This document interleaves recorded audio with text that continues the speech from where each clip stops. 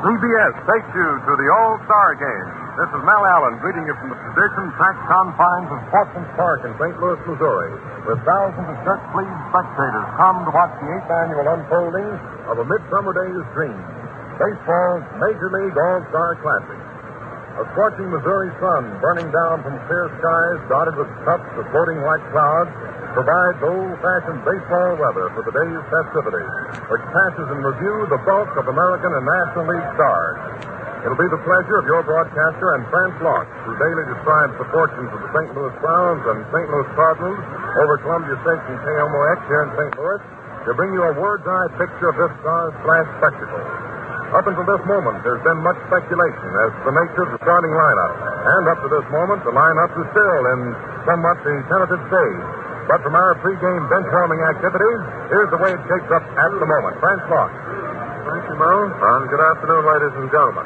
Manager Joe Cronin of the visiting American League team is expected to start Red Ruffing on the mound and follow him up with Buck Newsom and close with either Bob Feller or Al Milner. And behind Ruffing, we'll find Cecil Travis of the Washington Senators at third base, who has a batting average for the season of .355. Ted Williams of the Boston Red Sox in left field, who's been batting .344 so far for the campaign. Charlie Keller of the New York Yankees will lead off in right field, and he's hitting exactly .303. Joe DiMaggio of the Yankees hits in the cleanup spot and will be in center field with a batting average at the present time of .305. Jimmy Fox of the Boston Red Sox will be at first base, and he's hitting .306. Bill Dickey of the Yankees will start off behind the plate. His batting average has dropped down to .220 so far for the current campaign. Luke Appling of the Chicago White Sox will be at short, and he's batting .347 for the season. And Joe Gordon of the Yanks hitting .250 at second. Ruffing's pitching record for the 1940 season reached 7 victories and 6 defeats. Ken Keltner will serve as Travis's relief at third. Bob Johnson has Williams' relief in left field. Roger Kramer of Boston will stand by for DiMaggio in center. Lou Finney will do likewise for Keller in right. George McQuinn of the Browns will be ready to step in for Jimmy Fox at first. Raleigh Hemsley of the Indians and Frankie Hayes of the Athletics will be ready to alternate with Dickey behind the plate. And Lou Boudreau of Cleveland will be ready for action at short. And Ray Mack will be set to relieve Joe Gordon at second. Newsom, Feller, Milnar, Tommy Bridges of Detroit, Emil Leonard of the Senators, and Monty Pearson of the Yankees will be ready for relief mound duty. Manager Bill McKechnie. We just noticed down here that Charlie Ruffing is definitely the starter for this afternoon's game. He's starting to warm up now for the Yanks, and Paul Derringer is warming up for the National Leaguers. So that makes it definite on the two starting pitchers. Bill McKechnie, as we told you, will probably lead off with Archie Vaughn of the Pirates, who is hitting .268 for the year at short. Billy Herman of the Cubs at second, who's batting .308. At first, it was announced that Mel Out of the Giants would be in right field, but we've later been informed that Mac West of the Boston Bees will be in right. And both men are hitting exactly .288. Johnny Mize of the Cardinals, who has a batting mark of .279 so far for the campaign, at first base. Ernie Lombardi of the Reds, batting .308 behind the plate. Joe Medwick of Brooklyn in left field with his .303 batting mark. Harry Lavigetto of Brooklyn at third, batting .273, and Terry Moore of the Cardinals in center with his .265 average. And as we told you, Paul Derringer will draw the starting knot on the mound with his 10 victories and 7 defeats. Manager McKechnie has for relief Eddie Miller of Boston and Leo DeRocha of Brooklyn at short. Pete Koskar of Brooklyn at second. Frank McCormick of the Reds at first. Mel Ott of the Giants in right. Harry Danning of New York and Babe Phelps of Brooklyn can capably fill in for Lombardi. Bill Nicholson of the Cubs will be ready to replace Medwick in left field. Merrill May of the Phillies awaits the word go at third base. And Joe Moore will be waiting for an outfield relief job. McKechnie will have such mound stars as Carl Hubble of the Giants, Larry French of the Cubs, Kirby Higbee and Hugh Mulcahy of the Phils, Bucky Walters of the Reds, and Whitlow Wyatt of the Dodgers to call on when the going gets tough. And it no doubt will be on both sides this afternoon. Only about 4 percentage points separate the batting averages of the two teams, with the American Leaguers holding a small advantage. As in other years, the two teams are evenly matched, and the break should again prove to be the determining factor when the last man is retired in the 8th renewal of this All-Star Classic. Tom Daly of Boston and Del Baker of Detroit have been selected by Cronin as coaches for the American League, while manager McKechnie has chosen Doc Porthro of the Phillies and Casey Stengel of the Bees as his aide. 7 members of the Yankees have been named to the American League squad, while only one player represents the Browns and the White Sox.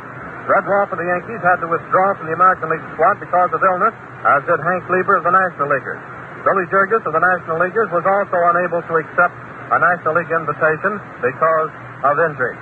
The four umpires who've been named to work today's game by Commissioner Landis are Steve Basel and George Pipgrass of the American League staff, and Beans Reardon and Bill Stewart of the National League staff.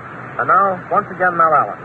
And now let's take a brief look at this game, its history, and the spot where it's to be played this afternoon, Sportsman's Park in St. Louis. And by the way, most of you already know that next year it'll be in Detroit. And incidentally, in Detroit this afternoon, Waldo Briggs, owner of the Detroit Tigers, is having a group of people as his guests at Briggs Stadium listening to our broadcast.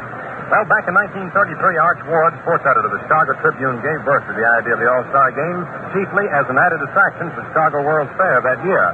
But since then, this game has developed into what veteran observers like to term a grudge battle between the two leagues, a battle right down to the finish, wherein each team representing its league strives to uphold its loose reputation in true World Series fashion. It's become rich in tradition, and justly so. The players representing the National and American Leagues represent more than approximately $3 million worth of baseball humanity were a financial price tag placed on their services. The cream of the two crops are here. Sportsman's Park, you know, has been the home of both the Cardinals and the Browns since 1920. This St. Louis baseball orchard was first laid out in 1866, 74 years ago, and no other major league field goes back that far in continuity of location. Few persons are living who remembered the original park in 1866 with its crude pine fence, wooden stands, and plank seats. Few remember when this park housed a shooting gallery to help defray the upkeep expenses, or when the seating capacity numbered 800, providing the fans were jammed against each other. Yes, that's a far cry from this spacious enclosure, which this afternoon will hold some 34,000 streaming fans. Few people remember when the famous Chris Von der A paid Charlie Comiskey, a robust first baseman from Dubuque, Iowa, who later became one of the American League's greatest characters, $50 a month to play for and manage your St. Louis Browns. Well, the park received its name from a young sports writer by the name of Al Spink, an uncle of J.G. Taylor Spink, publisher of the Sporting News, the National Baseball Weekly, and looked upon as baseball's Bible. After years of bad going, Sportsman's Park bounced back as a baseball mecca in 1902 when the American League, coming into its own as a major league organization, placed a franchise in St. Louis. The late Bob Hedges was the chief backer of the club, which carried on under the name of the Browns. He remodeled the park for the 1909 season by placing concrete and field sand. And then in 1922, when the Browns came so near winning that pennant, the late Phil Ball laid away the profits from the biggest season the Browns had enjoyed, and in 1925 and 26 spent more than $300,000 double-decking the grandstand and extending it down the right and left field line. This gives the park its present capacity of slightly less than 34,000 seats. All of his life, Phil Ball has cherished the ambition of bringing St. Louis an American League pennant, but he passed on in 1933 without realizing this goal. But by stroke of irony, after Ball had put all his money into the park improvement, the Cardinals stepped out and won a pennant in the World Series. Since then, the Cards have hit the jackpot in 28, 30, 31, and 34, but the Browns are still pennantless. They came close but once, and that was in 1922, when the late Urban Shocker, the great George Sisler, Johnny Tobin, Hank Severidge, David Al Jacobs, and other stars that year carried the Browns to within a game or so of the Yankees, who were just beginning their pennant-winning siege. The home plate, they tell me, was originally in the southeast corner, but was swung around to the northwest corner a short time later, and in 1909 was placed in its present location in the southwest corner of the enclosure. Recent improvements at the park include a $35,000 scoreboard out in left center field, extending high above the bleachers, one of the finest in either league, and the $150,000 lighting system for night ball, which won't be needed this afternoon. And today, both clubs rent the park from the Ball Estate and share its upkeep. This park is a haven for left-handed hitters because of the short right field screen, which measures only 310 feet from home plate. It's 422 feet to the center field bleachers, 351 feet to left field. The furthest point a ball can go inside the park is 426 feet, and that's a remote corner just to the left of the flagpole in center field. Well, of the 7 games that have been played, this is the 8th annual All-Star Game. The American Leaguers have won 5, with the other 2 decisions going to the senior loopers. Slightly less than 50,000 fans watched the American League score a 4-2 triumph in the inaugural game in Chicago in 1933, with the veterans Connie Mack and the late John McGraw managing the respective clubs. Lefty Gomez received credit for the first of his 3 All-Star Game victories. Today, Lefty is missing. And Babe Ruth called his shots that year, you remember, as he pulled out that busty home run wallop, much to the disgust of the National League fans. Well, Carl Hubbell took over the spotlight in 1934 at the Polo Grounds in New York City, even though the American Leaguers again won, this time 9-7. You remember that. Hubbell started for the National Leaguers, and after the first two men had reached first base, King Carl retired Babe Ruth, Lou Gehrig, Jimmy Fox in succession on strike, and then in the second inning he whipped Al Simmons and Joe Cronin, the first two men to face him, giving the same butterfly ball artist the honor of fanning in succession 5 of the game's mightiest sluggers. Came 1935, and the All-Stars trooped to Cleveland, when in Cleveland's huge municipal stadium they played before the largest crowd yet to view one of these contests. 69,812 paid to watch the American League win again, 4-1 this time. Frankie Frisch piloted the National League entry, and Mickey Cochran was the American League manager. The two pilots had faced each other in the World Series of 1934, and inasmuch as Frisch and the Cardinals beat Detroit in that October series, American League fans felt that Cochran had redeemed himself by giving the Junior Leaguers a win in the All-Star Clash. The National League gained its first win in 1936 in Boston, and Dizzy Dean got credit for the victory. The smallest crowd in the history of this game, 25,556, attended this ball game. Charlie Grimm, then of the Chicago Cubs, managed the National League, and the Yankees' Joe McCarthy made his debut as the manager of the American League All-Stars. The Senior League Stars gained their first decision by 4-3 margin. The game went to Washington in 1937. For the first time, it was a runaway for the American League as they won 8-3, despite the big defensive play of Joe Medley, who will be performing out here for the 7th time for the National League this afternoon. Here's the Star Spangled Banner.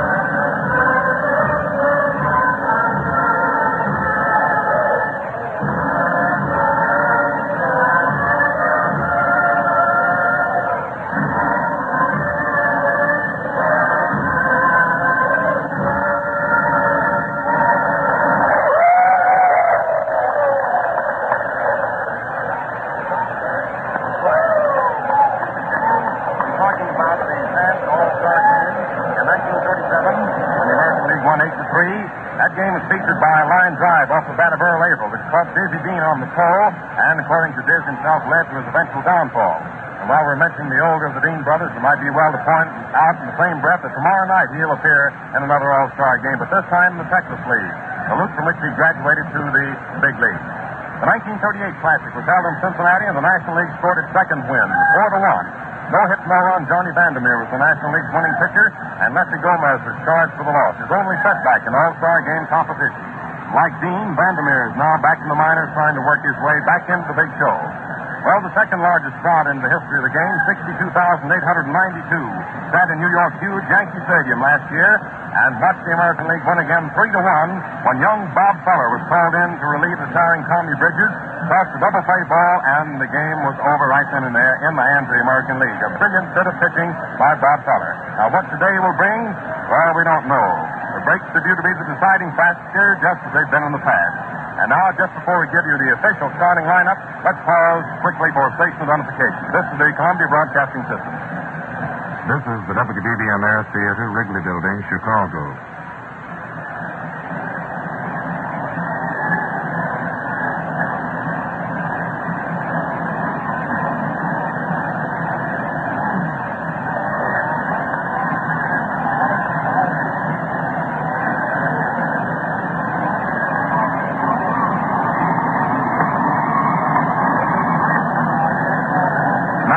Official starting lineup. The ball game's going to get underway in a very few minutes. We're going to turn you back to Francois, who'll give you the official lineup, and we'll carry on and decide the first inning for you from then on. He and I will alternate innings to bring you the play-by-play description of the 8th annual All-Star Game.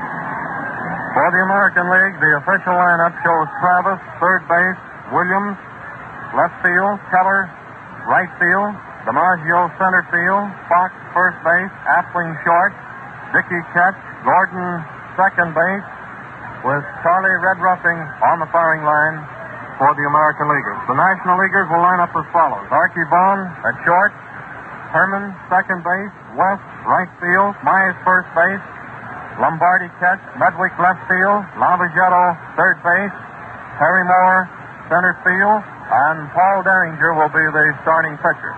The umpires and the two managers, along with their coaches, are out there now for their little pregame conference at home plate, discussing ground rules, regulations, and what have you before we're ready to go with this 8th annual All-Star Game. The umpires will line up as follows. Beans Reardon of the National League will be calling balls and strikes. At first base will be Pipgrass of the American League. At second base, Stewart of the National League. Third base, Batesville of the American League. And after 4 1/2 innings, then the umpires will change. Working 4 umpires, 1 at each base, and starting off with a National League umpire behind the plate. And we don't want to forget also that next year this All-Star Game is going to be held over in Detroit, the home of the Detroit Tigers. That'll be 2 years in a row for it to be in the West, which is something unusual in the way of All-Star Games. But there's only a couple cities left in the American League that haven't had the benefit of having the All-Star Game, the other city being Philadelphia. And, of course, Boston hasn't had it as an American League attraction, but the All-Star Game was played in Boston in 1936 at the home of the Boston Bees. Still having their powwow down here at the plate pertaining to these ground rules. Of course, when you've got an interleague series like this, one team will have local rules here, like the Browns rules covering one thing, where for the Cardinals in the other league, it might be just the opposite. So naturally, it'll take a little more time in the discussion of the ground rules pertaining to this game this afternoon. Derringer has finished up his warm-up affair, but Charlie Ruffing, the New York Yankees, who's going to start for the American Leaguers, is still warming up with Mo Berg of the Boston Red Sox. Incidentally, though, we were mentioning the ground rules and so forth. Every player in both of the American and National Leagues is very familiar with Sportsman's Park because it is the home of both the Browns and the Cardinals, so all of the Major League games played in St. Louis are played in this ballpark. On the PA system now, they're calling off the numbers that the different players have on their back. You know, the American League, each player will be wearing his own road uniform, and in the National League, each player has his own home uniform. So we're liable to have 2 or 3 number 8s, 2 or 3 number 5s, and 2 or 3 number 3s. Of course, that's going to be the job of Mel Allen and I to try to keep these numbers straight and be able to distinguish just who is wearing these different numbers. So it's a job of merely studying these men by form and so forth so that you're able to recognize who they are at a glance. Of course, where we're parked here in the upper deck in the temporary press, we have a very good view of the playing field. The National Leaguers are going out on the field now to take their playing position, so in just a few moments, this ball game is going to be ready to start. We're going to run over the way they're out on the field for you again on the National Leaguers. Going around the infield, there is Harry Lavagetto, Cookie Lavagetto of the Brooklyn Dodgers at third, Archie Vaughan of the Pittsburgh Pirates at short, Billy Herman of the Chicago Cubs at second, Johnny Mize of the St. Louis Cardinals at first base, Ernie Lombardi in back of the plate, and Paul Derringer on the firing line. In the outfield, it's Joe Medwick in left of the Brooklyn Dodgers, Terry Moore of the St. Louis Cardinals in center field, and Max West of the Boston Bees out in right field. So we're just about ready to go. Paul Derringer is taking his warm-up pitches, and Cecil Travis strolls out to the plate. He'll be the first man up for the American Leaguers, the Washington Senators' third baseman, and he's sporting a batting average at the present time of .335. He'll be followed by Ted Williams of the Boston Red Sox and Charlie Keller. Of course, you're going to have some partisan fans here whenever some of the local idols are called off. You get a big hand, and naturally some of the others will get just the reverse. which is to be expected in every ballpark. We're all set to go. The throw has been made down to second base. Cecil Travis steps into the batter's box. Paul Derringer's on the mound, getting his signal from Lombardi. Goes into his windup for the initial pitch. Here is the first pitch, and it's a fly ball. Going out to center field, deep center. Terry Moore moves back. He's under it, and he takes it about 10 feet in from the sign that says 405 feet. Travis out on the first pitch on a high fly to deep center, which is taken care of by Terry Moore. So it's one down, and that brings up Ted Williams of the Boston Red Sox, left fielder. And Williams has a batting average so far this campaign of .344, which is not bad in anyone's league. He bats left-handed. Charlie Keller of the New York Yankees on deck. Tom Daly is coaching on the first baseline for the American Leaguers with Del Baker, manager of the Detroit Tigers, coaching at third.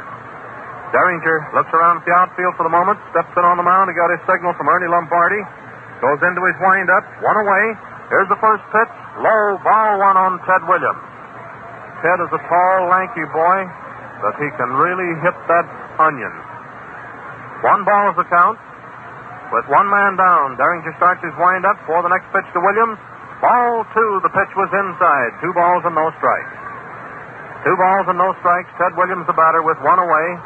Cecil Travis, the first man up the American Leaguers, was out on a long fly out to center field. Derringer's winding up for his next pitch. Here it comes, and it's another high one. Ball 3. 3-0 on Ted Williams. Got Derringer in the hole now. 3 balls, no strikes, 1 man down, nobody on. The first half of the first inning of this All-Star game. He's winding up, and here's the next pitch to Williams. Strike 1, call. 3 balls and 1 strike. Looks like that one cut across the plate just about knee-high. 3-1. He might pick on this one if it happens to be a cripple. He's into his windup. Here's the next pitch, low and inside for ball 4, and Williams is the first man to reach first base in the 1940 All-Star game by way of a base on ball. Charlie Keller of the New York Yankees, the next batter, playing right field for the American Leaguers. Batting average .303. One away. Keller batting. Williams on first base. Derringer's into his stretch. Here's the pitch, and it's strike 1. He swung at it. 1 strike on Charlie Keller. Joe DiMaggio on deck. 2 Yankees in a row here. Keller batting at the moment. DiMaggio on deck. 1 strike is the count on Keller. Up goes the arm again. He glances over at first base. Here's the next pitch. Strike 2. Fast one on the inside corner. Call strike. They count 2 strikes on Charlie Keller, and he steps back out of the batter's box for the moment to get a little dirt on his hands. Back in, taking his stance at the plate. Derringer's on the mound, waiting for his signal from Lombardi. Goes into his stretch. Takes his glance over at first base. Here's the pitch, and it's strike 3. Keller went down swinging for the second out. Keller was out on 3 straight pitches, and that brings up Joe DiMaggio, the Yankees' sensational center fielder. Bats right-handed. Batting average at the present time for the 1940 campaign, .305.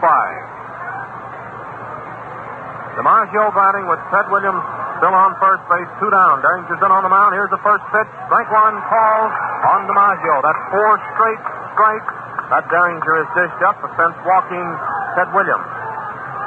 3 in a row to Charlie Keller, and the first one here is to DiMaggio. He's in on the mound. Here's the next pitch. Ball wide, 1-1. 1 ball and 1 strike. Williams on first base, 2 down the first half of the first inning. This is the 8th annual All-Star game. He's into his stretch once again. Here's the next pitch. Foul ball. Going back against the net. In back of the plate. The count is 2 strikes and 1 ball on Joe DiMaggio. A new ball goes into the game. Lombardi fires it down to Cookie Lavagetto at third, who rubs it up a little. Tosses it into Derringer. Derringer strolls back to the mound. Getting his position from his signal now from Lombardi. Into his stretch. Looks over at first base. Here's the next pitch, and a high bounder. Going back out to the mound. One of those kinds takes a long time to come down. Derringer fields the ball. He's out at first base on a close play. DiMaggio was out. He hit a high bounder in front of the plate. Derringer had to step back a little from the mound, but it was one of those kind that you can't do anything about. DiMaggio is racing down to first. Derringer's waiting for the ball to come down, but it did manage to come down in time for Derringer to make a fast throw to first base to retire DiMaggio for the third out to retire the side. So the results there in the first half of the first inning show no runs, no hits, no errors. One man left on base. That was Ted Williams, the second man up for the American Leaguers, who walked. So we're going into the last half of the first inning with the National Leaguers getting their first chance at the plate, and Archie Vaughan will be the first batter. The Pittsburgh Pirates shortstop, he bats left-handed, has an average of .268. Buck Newsom going down to the bullpen, and Hank Greenberg is also strolling down there. I believe Mo Berg is going down, so that means that Newsom is just parking down there to get ready to warm up, because we've been informed that Newsom will be the second pitcher in for the American Leaguers after Charlie Ruffing has worked his 3 innings. There's Dickey's throw down to Gordon at second base. He tosses the ball to Appling, back into Ruffing. We're all set to go here in the last half of the first inning. Archie Vaughan, the first batter. Casey Stengel coaching at first base for the National Leaguers. Doc Prothro, manager of the Phillies, coaching at third. Casey Stengel, manager of the Boston Bees, at first. Archie Vaughan, the batter. He'll be followed by Billy Herman of the Chicago Cubs and Max West of the Boston Bees. Ruffing gets his signal from Dickey. Goes into his windup for the pitch. Here it comes. And there's a foul ball going into the stands to the left of the plate. The upper tier. And it's 1 strike. That ball's gone forever. That's a souvenir now. A new ball tossed in. This is the first batter for the National Leaguers in the last half of the first inning. 4 men were up for the American Leaguers in the first half. 1 getting on the result of a walk. Ruffing's into his windup for the next pitch to Vaughn. Here it comes. Ball a little bit wide and low. Even up on Archie Vaughan, 1-1. Dickey steps out in front of the plate, tosses the ball back to Ruffing, who picks up the rosin bag and then strolls in on the mound after rubbing the ball up a little. 1-1 is the count on Archie Vaughan. He has a peculiar stance at the plate. Sort of has his right leg, you might say, as a left-handed or right-handed batter would be stepping back into the bucket. Here's the wind-up, the pitch, and a ground ball going down to second base. Gordon takes it, it bounces off his head. Gordon, just as he was set to field that one, it tipped his glove. We don't know whether that'll be recorded as a hit or an error. It's one of those. I think it'll be a single. It is a single. A hit for Archie Vaughan. Just as Joe Gordon was set to field that ball, it took a high pound. He managed to tip it with his glove, but couldn't grab it. One is a base hit for Archie Vaughan. He's on first base. Billy Herman of the Chicago Cubs is the batter. He has an average of .308. Second baseman for the National Leaguers. Billy Herman batting. Archie Vaughan on first base. Max West of the Boston Bees on deck. Ruffing's into his stretch, getting set. Here's the pitch. Wide. Ball 1. 1 ball is the count. Billy Herman the batter. The last half of the first inning, this all-star game. Archie Vaughan on first base. Nobody down as yet. Ruffing's into his stretch. Gets his signal from Dickey. Here's the next pitch. Strike ball. 1-1. 1 ball and 1 strike. 1-1. Billy Herman batting. Ruffing throws it on the mound again. Bucky Walters has started to warm up for the National Leaguers down in the left field bullpen. Here's the next pitch. Inside. Ball 2. 2 balls and 1 strike on Billy Herman. 2 balls, 1 strike. Archie Vaughan on first base. Nobody down. And again, Charlie Ruffing is rubbing the gloss off of that new ball. Steps in on the mound. He got his signal from Dickey for the next pitch here to Billy Herman. Vaughan is on first base. Nobody out. Here it is. He starts down. There goes a drive going out. On a hit-and-run play. Vaughan is racing for third. Here comes the throw. He's safe at third. On a hit-and-run play, Archie Vaughan moves around to third when Billy Herman singles sharply past Cecil Travis at third base.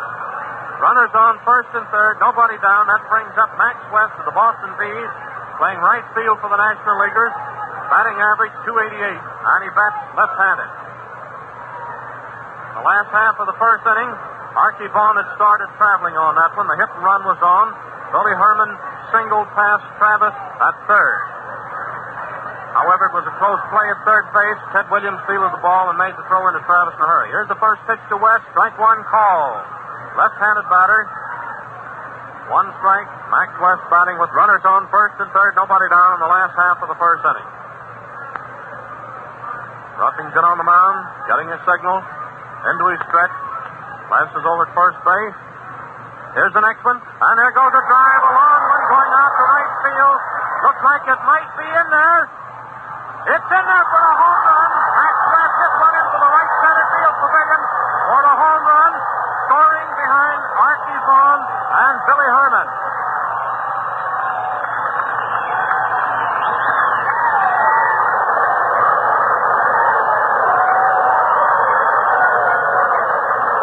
Max West picked on that pitch for a high one, going out into the right center field stands for a home run, scoring behind Archie Vaughan and Billy Herman to put the National Leaguers off into the front here in the last half of the first inning with a 3-run lead. Johnny Mize, the batter of the St. Louis Cardinals, averaged .279 so far. That's left-handed, roughing winding up. Here's the pitch. High, ball one. Looks like Dutch Leonard, the knuckleballer of the Washington Senators, starting to warm up. I believe that's Monty Pearson. Here's the next pitch to Mize. Strike one. He swung at it.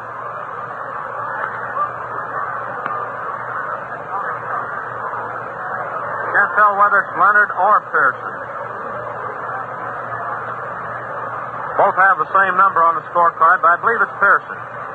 There's the next pitch to Mize. Strike two. He took another cut. That's who it is, Monty Pearson of the New York Yankees warming up. He and Leonard are carrying the same numbers. 2 strikes, 1 ball is the count. Johnny Mize batting. Ernie Lombardi on deck. Roughing winding up. Here's the pitch, and there's a high fly. Going out to center field. DiMaggio coming in fast. Appling going back. Ted Williams coming in, and Williams finally takes it. 3 of them coming in, getting the ball in short left center for the initial out. So it's 1 down, and Ernie Lombardi, the National League catcher, a member of the Cincinnati Reds, and a batting average of .308 is up. That's right-handed. He'll be followed by Joe Medwick of the Brooklyn Dodgers. 1 down. Nobody on. Ruffing gets his signal from Dickey, goes into his windup. Here's the initial pitch, and there's a drive going out to center field for a hit, and Lombardi is on first base. Lombardi picked on the first pitch for a single to center. And that brings up Joe Medwick of the Brooklyn Dodgers. Joe is getting a big hand. There's a lot of mixed cheering. He's getting both cheers and boos. Joe was a favorite here in St. Louis for a number of years. Now a member of the Brooklyn Dodgers. He has an average of .303. Ruffing's in on the mound. Here's the pitch. And it's a foul ball coming back at the plate up against the screen for strike one.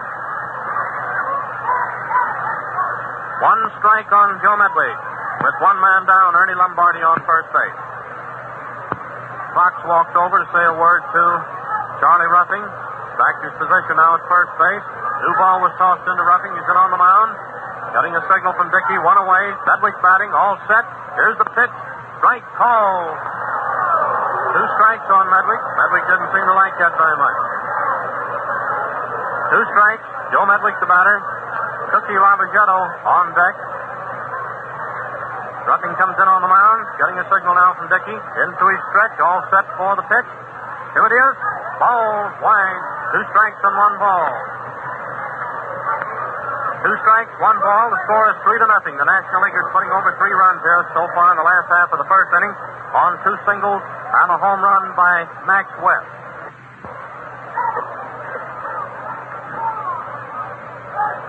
Ruffing's in on the mound. Here's the next pitch and a foul ball. Coming back up into the fresh section and bouncing down into the lower tier. That calls for another new ball. The count is still 2 strikes and 1 ball on Joe Medwick. Ernie Lombardi on first base with 1 man down. Mize making the out on a fly ball to left center, which was taken care of by Ted Williams. He's into his stretch. Here's the pitch. Wide ball 2. Count is even up 2-2. 2 balls, 2 strikes. Medwick batting. Lombardi on first base. Lombardi's single was a line drive to center. Ruffing's in on the mound. He's getting a signal from Dickey. Goes into his stretch. Up goes the arm. He's all set.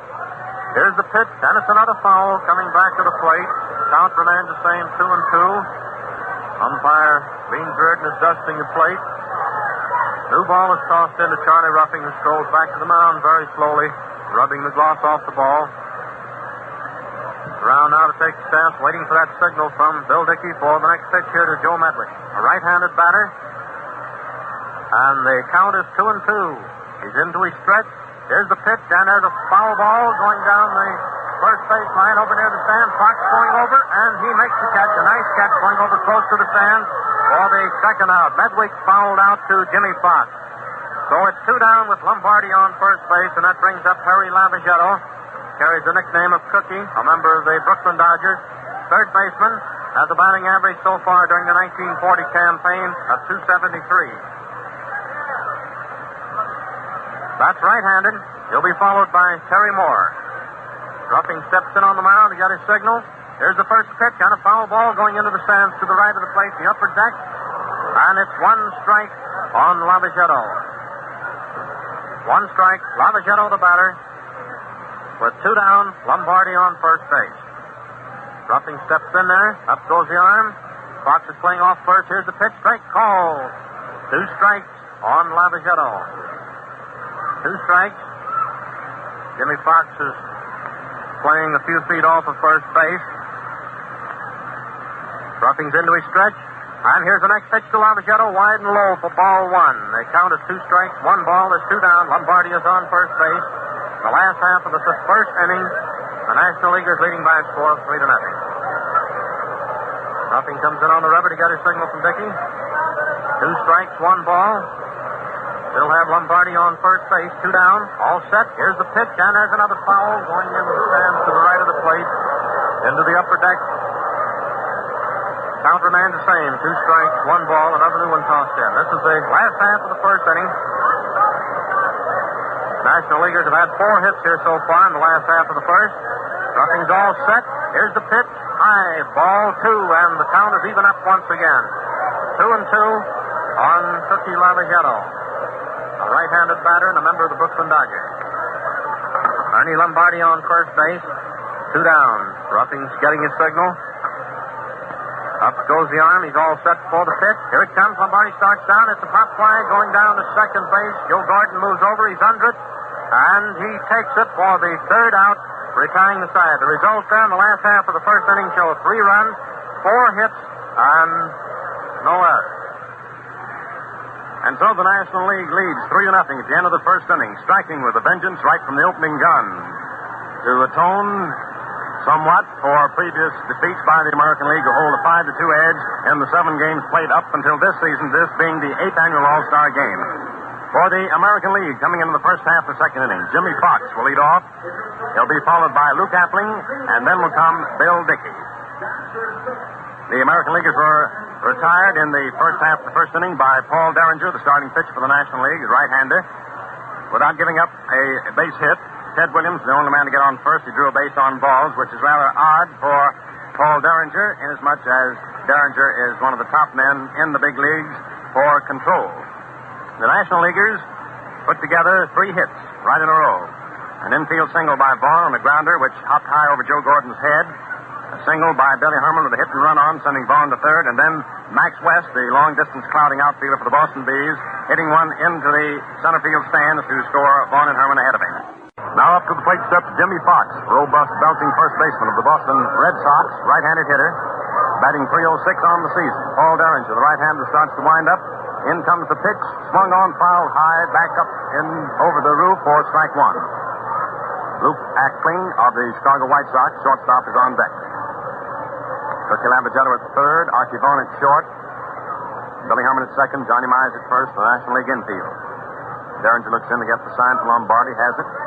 Round comes the arm. Fox swings, fouls another one high up over the roof, back to the plate for strike 2. 2 strikes on Jimmy Fox, first man up for the American League, first half of the second inning, with the National League leading 3-0. Joe Medwick in left field, Terry Moore in center field, and Max West in right field for the National League. Derringer looks in to get the sign from the crouching Lombardi. Lavagetto at third is very deep, almost on the outfield grass. In comes the pitch. Fox takes it over the outside for ball 1. 1-2 the count. Outfield swung around toward left and very deep for Fox. Infield playing around toward left. Derringer pitches. Fox takes it inside for ball 2, and it's 2-2. 2-2. Bucky Walters is no longer warming up for the National Leaguers. and there's no activity in the American League bullpen at the moment. The 2-2 pitch from Derringer, swung on, fouled back up against the screen, between the screen and the top of the roof. Perhaps you heard the repercussion in the background over a microphone. Still 2-2 on Jimmy Fox. Steps out of the batter's box, keeps up a little dirt. Back in, taps his bat on the plate. Derringer's ready to come in there with it. Fox gets set. Here's the pitch. It's a curve, nips the outside corner for call, strike 3. And there's one down for the American League in the second inning. That's the second strikeout of the ball game for Paul Derringer. Curve that nips the outside corner letter high. A called third strike. That brings up Luke Appling, Chicago White Sox shortstop, batting .347 on the season. Hits him right-handed. Derringer's first delivery is right through the middle for called strike. Fast ball. Bit of a wind sweeping across the field, blowing from right toward left, scooping up a little bit of dirt from the infield. Time called as Derringer's ready to pitch. Appling steps out of the batter's box. Perhaps the dirt stirred up a little dust that got into his eye. Now he's back in. One strike on him.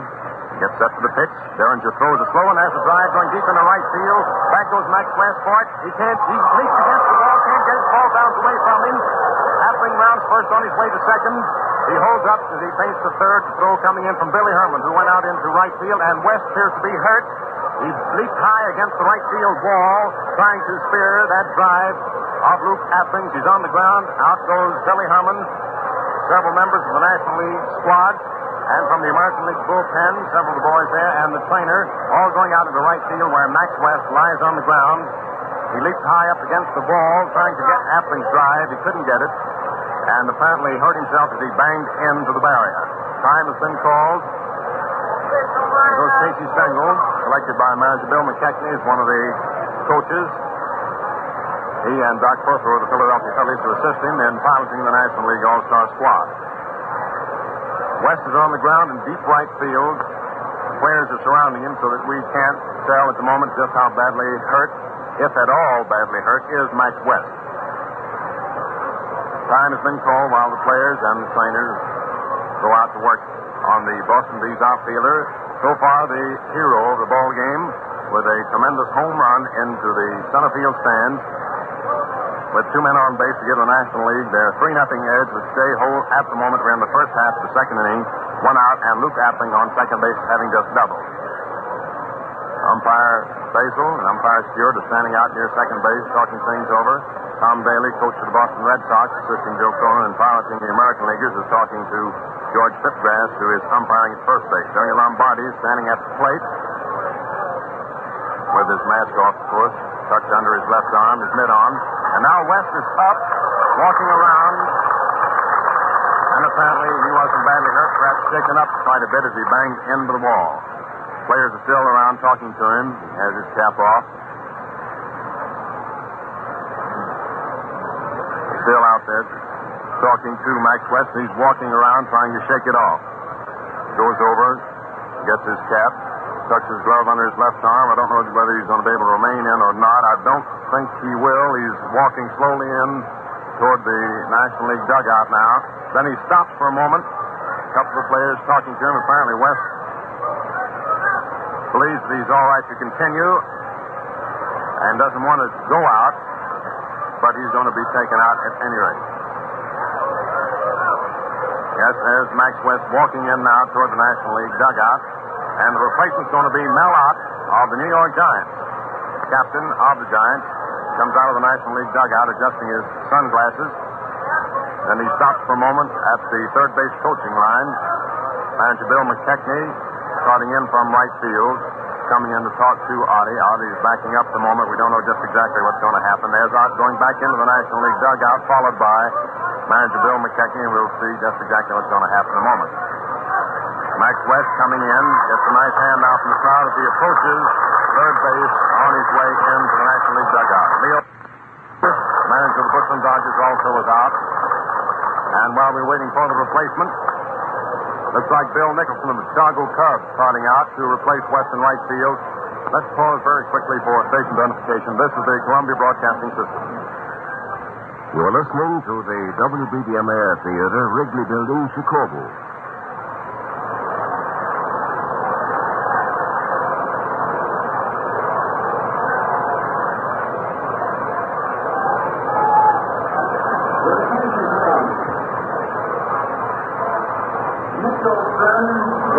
Nicholson of the Chicago Cubs, who was a late entry on the National League squad replacing Hank Liebers in right field. Up to the plate now is Bill Dickey. Luke Appling on second base. The first pitch to Dickey is a call strike over the outside corner, knee high. First half, the second inning, National League leading 3-0. Dickey batting .220 on the season, hit from left-handed. Appling comes off second. Paul Derringer takes a stretch and looks at the runner. Pitches. Dickey swings at the ground ball out to second. Benny Herman comes up with it. The throw over to Mize is in time for the putout. Duke Appling moving on to third on the play. Dickey grounding out. Second to first. Herman to Mize. 2 down. Appling on third. And the batter, Joe Gordon of the New York Yankees, playing second base, a right-handed hitter, batting .250 on the season. Outfield moves around toward left for him. Appling comes up the line from third. Derringer a full wind-up. His pitch is inside and low for ball one. 1-0 on Joe Gordon. Lombardi crouches back to the plate to give the sign to Derringer. The wind-up. Gordon sets. In comes the pitch. High for ball two. 2-0 on Joe Gordon. Gordon has a look at Del Baker, manager of the Detroit Tigers, who's coaching at third. Gets the sign. Derringer's ready to pitch. He throws. Gordon swings and he misses. Strike one. He took a terrific cut at it. 2-1 the count on the Yankee second baseman. Luke Appling on third. 2 men out. First half of second inning. The National League leading 3-0. Derringer pitches. Gordon takes it inside over the inside corner for a call. Strike two is a fastball. Letter high just missed that inside corner. It's 2-2 on Gordon. He ducked away from it, thought it was going to be inside. Umpire Reardon went up to the right hand. The 2-2 pitch. Swings and he misses. And strikeout number 3 for Paul Derringer. And the American Leaguers are retired in the first half of second inning without a run. No runs, 1 hit, a double by Luke Appling up against the right field wall, on which Max West was injured, trying to make a leaping catch for the ball. No runs, 1 hit, no errors, 1 man left on base. And the score at the end of 1.5 innings of the 8th Annual All-Star Classic remains the National League 3, the American League nothing. Coming up for the National League in the last half of the second inning will be Terry Moore, a great defensive outfielder for the St. Louis Cardinals. And of course, he gets a very nice man as he throws up to the plate on the crowd here at Fort in St. Louis. Terry Moore being one of the hometown boys. Paul Derringer will follow, and then will come Archie Vaughn, the leadoff man and shortstop for the National League. 7 men batted for the senior circuit in the last half of the first inning. There's a long throw down to second. Bill Dickey to Gordon. Flips it over to Appling, over to Red Ruffing, doing the pitching for the American League in the first 3 innings. And now Bucky Walters starts to warm up again for the National Leaguers in their bullpen just to the left of the foul line in deep left field. Terry Moore bats him right-handed, hitting .265 on the season. Outfield over toward left for him. Ruffing blows on his pitching hand, starts to wind up. Sidearm pitch swung on, fouled off to the right of the plate up into the upper deck for strike 1. Ruffing has a new ball rubbing up the cover of it. Looks in to get his sign from his old battery mate Bill Dickey, crouching back to the plate. Ruffing has it. Pitches. Swung on, fouled high, up over the roof to the right of the screen for strike 2. Peculiar thing just happened. And nobody on base. Ruffing took the usual motion which a pitcher takes when the runner is on first base. Looks in, he's doing it again. In comes the delivery. Swung on to pop fly in foul territory back to first. Jimmy Fox goes over under it waiting, and he takes it for the putout and has won away from the National League in the last half of the second inning. Terry Moore fouling out to Jimmy Fox. That brings up Paul Derringer. Outstanding right-handed pitcher of the big league. Starting off the ball game for the National League this afternoon. Paul bats him right-handed. National Leaguers, of course, are attired in their home uniforms, being the home team this season. Ruffing's first pitch to Derringer. Swung on and missed, and Derringer slings his bat over toward the National League dugout, it slips out of his hand and almost conks Archie Vaughan on the noggin. He just didn't miss him. You could tell perhaps from the gasps in the crowd how close Archie Vaughan came to being hit by the flying bat.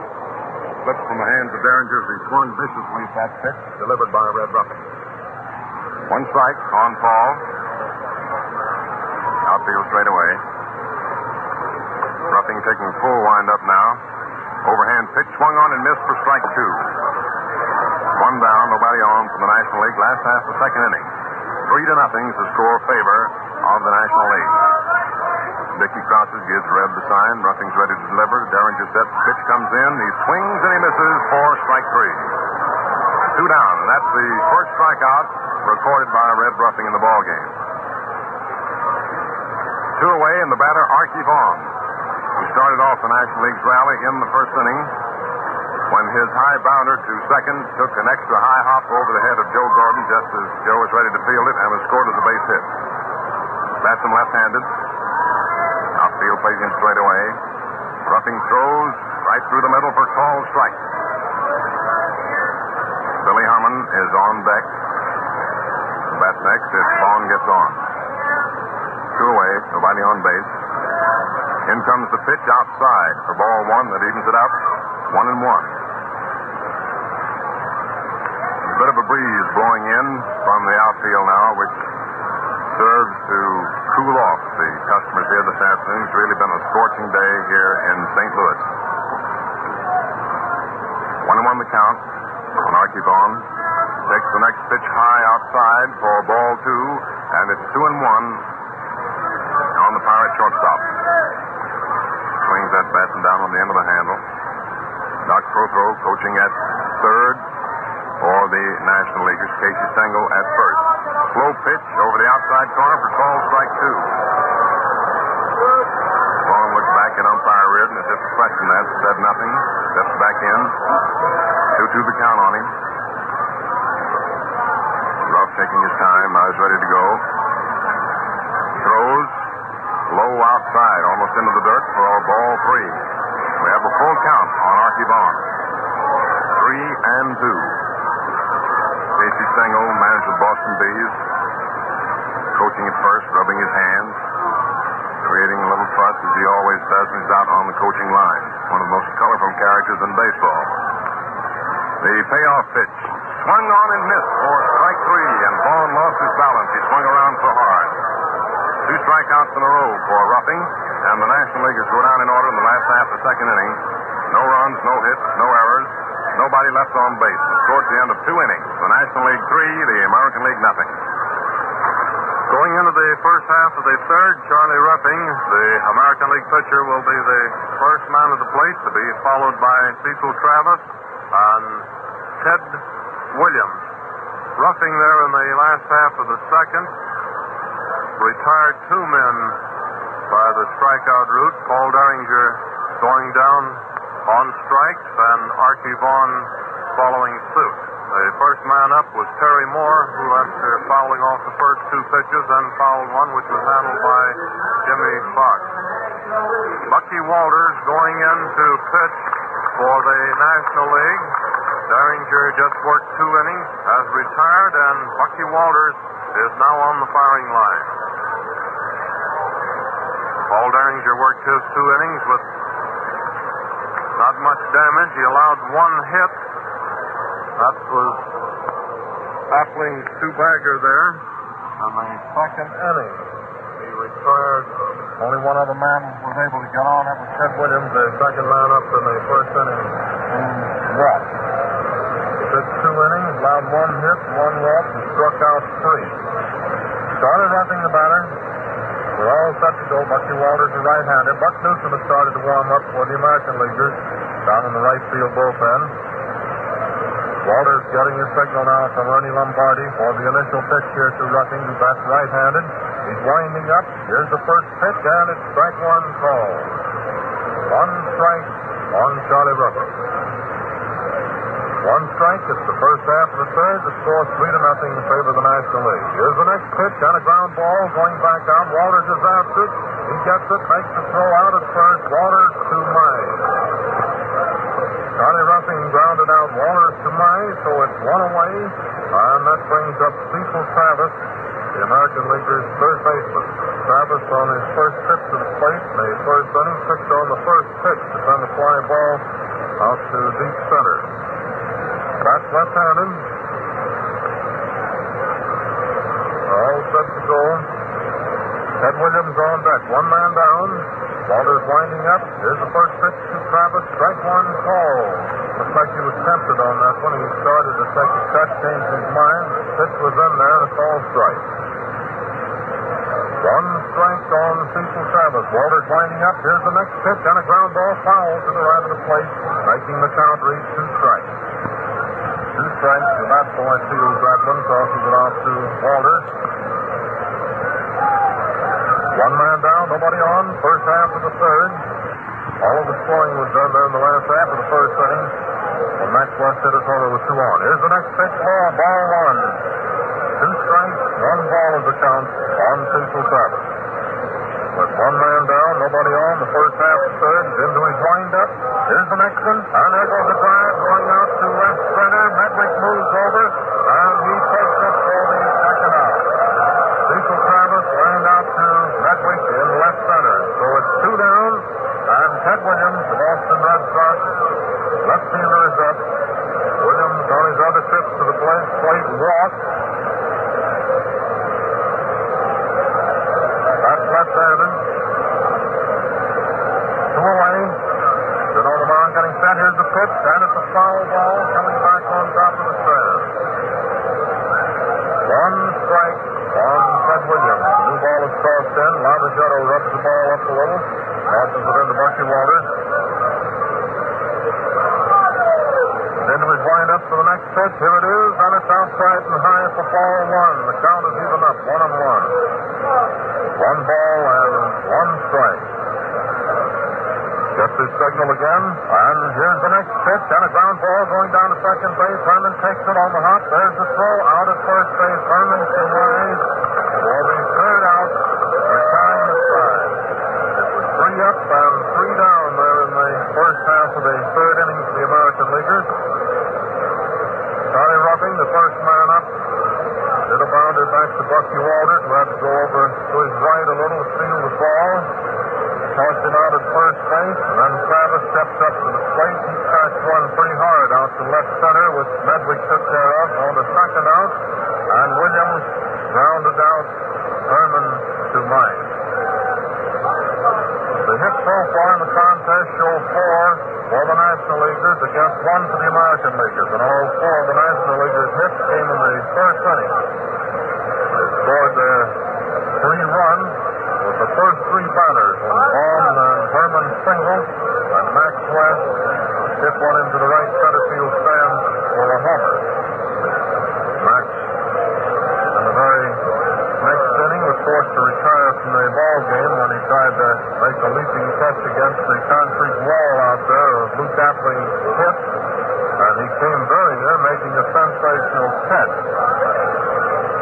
So far, West is the hero of this game as far as it's gone, and if he'd happened to pull down that catch that he made out there, he'd really have his name established for the afternoon. He had the misfortune of having to retire after that.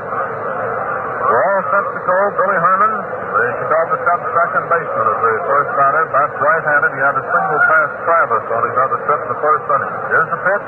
Strike 1. He swung at it. 1 strike. Billy Herman, the batter. He'll be followed by Bill Nicholson, also of the Cubs, who went in to replace Max West after he was injured. 1 strike on Herman. Ruffing's into his wind-up. Here's the next pitch, and a ground ball back over his head, going out to center field. But he beats it out for an infield hit. This boy Gordon really pulled a stop on that one. Labeled hit all over. He races over and back to second base, makes a backhanded glove hand stop with that ball, and through the first base, and Herman just did beat the throw. An infield hit for Billy Herman. He's on first base. That makes 2 out of 2 for Herman. And Bill Nicholson is up. Well, that was really the fielding play so far of the game. Nicholson bats left-handed. Roughing Stetson on the mound. Nicholson replaced Hank Lieber in the All-Star lineup when Lieber was picked but was injured and couldn't make the trip. Here's the first pitch, and it's a foul ball. Going down the right field line, a high one. Going down near the bullpen, Keller coming over and Gordon, and Keller catches it. There goes Herman racing down to second base after the catch. Keller made a beautiful catch coming on that one. He and Gordon practically ran together. I don't know how they kept from dropping the ball, but neither one lost his footing or anything else, and Keller grabbed the ball. Coming clear over to the bullpen down the right field line to make that catch on a dead run. One down. Herman moved down to second after the catch. So Herman is on second with one away, and Johnny Mize of the St. Louis Cardinals is the batter. That's left-handed. On his other trip to the plate in the first inning, Mize was out on a fly ball to Ted Williams out in left center. Lombardi on deck. That's the way the picture stands now. One away with Herman down on second. Johnny Mize batting, one man out. Roughing Stetson on the mound. Getting a signal from Bill Dickey for the pitch. All set. Glances down to second. Here's the pitch and a foul ball. Coming back into the stands. Thought we were going to have that one right here in our CBS location for a moment.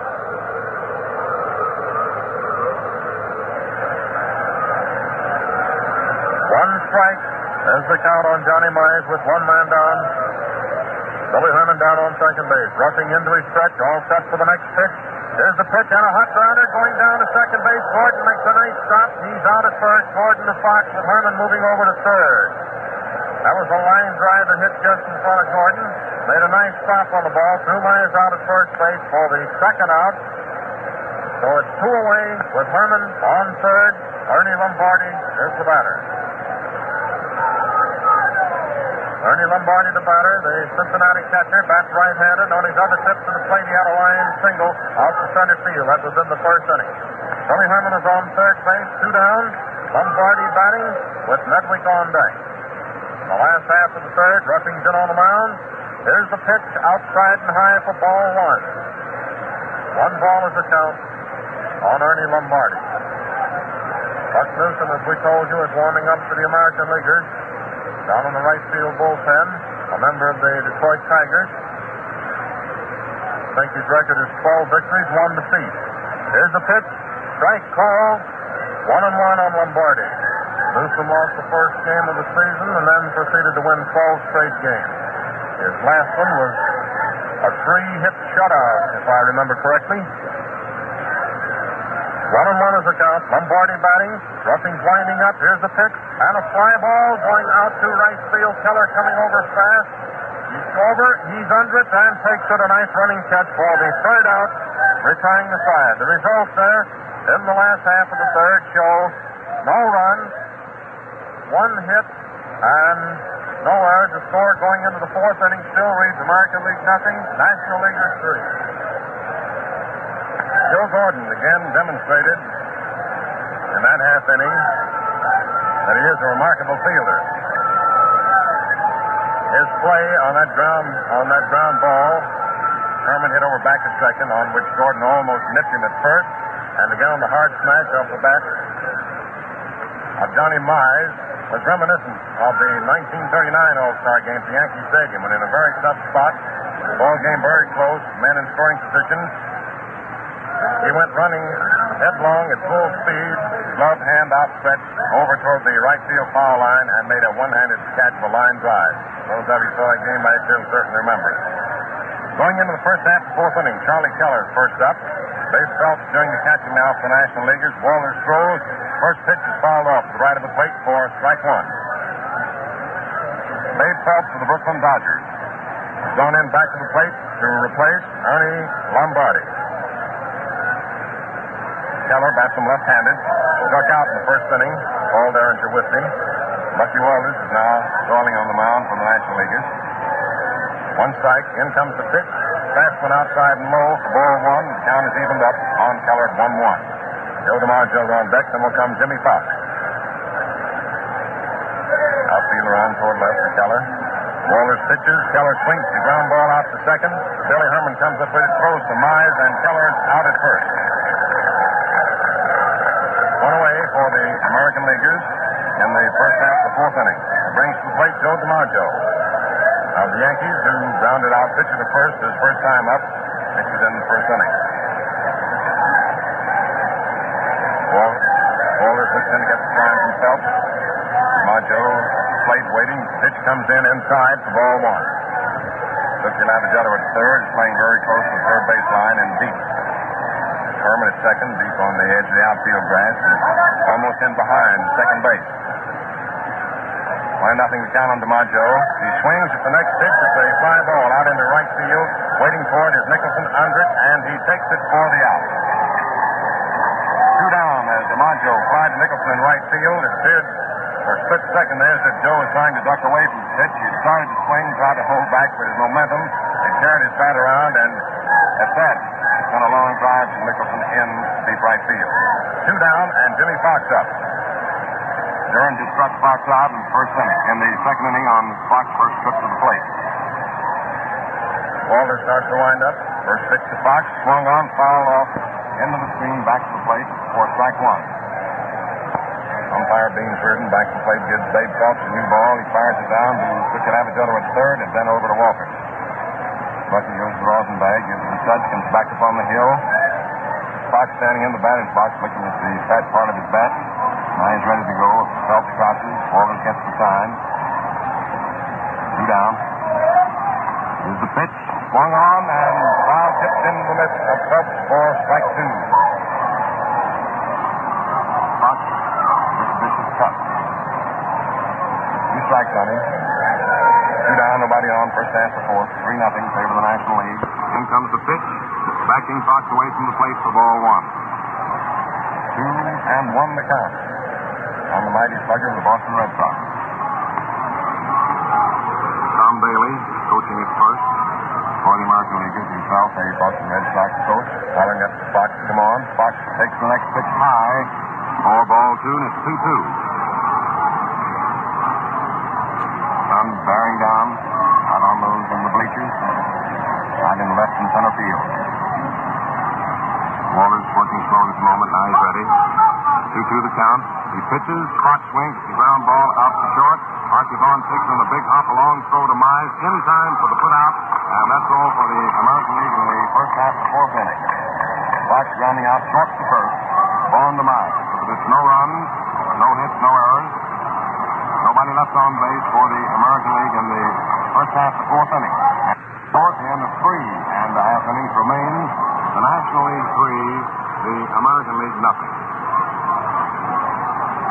For the National League in the last half of the fourth inning, it'll be Joe Medwick, Tookie Lavagetta, and Terry Moore, the first 3 hitters. And facing them for the first time this afternoon will be the short, sensational right-hander Buck Newsom. He's won 12 games in a row, losing his opening game, and has won 12 since.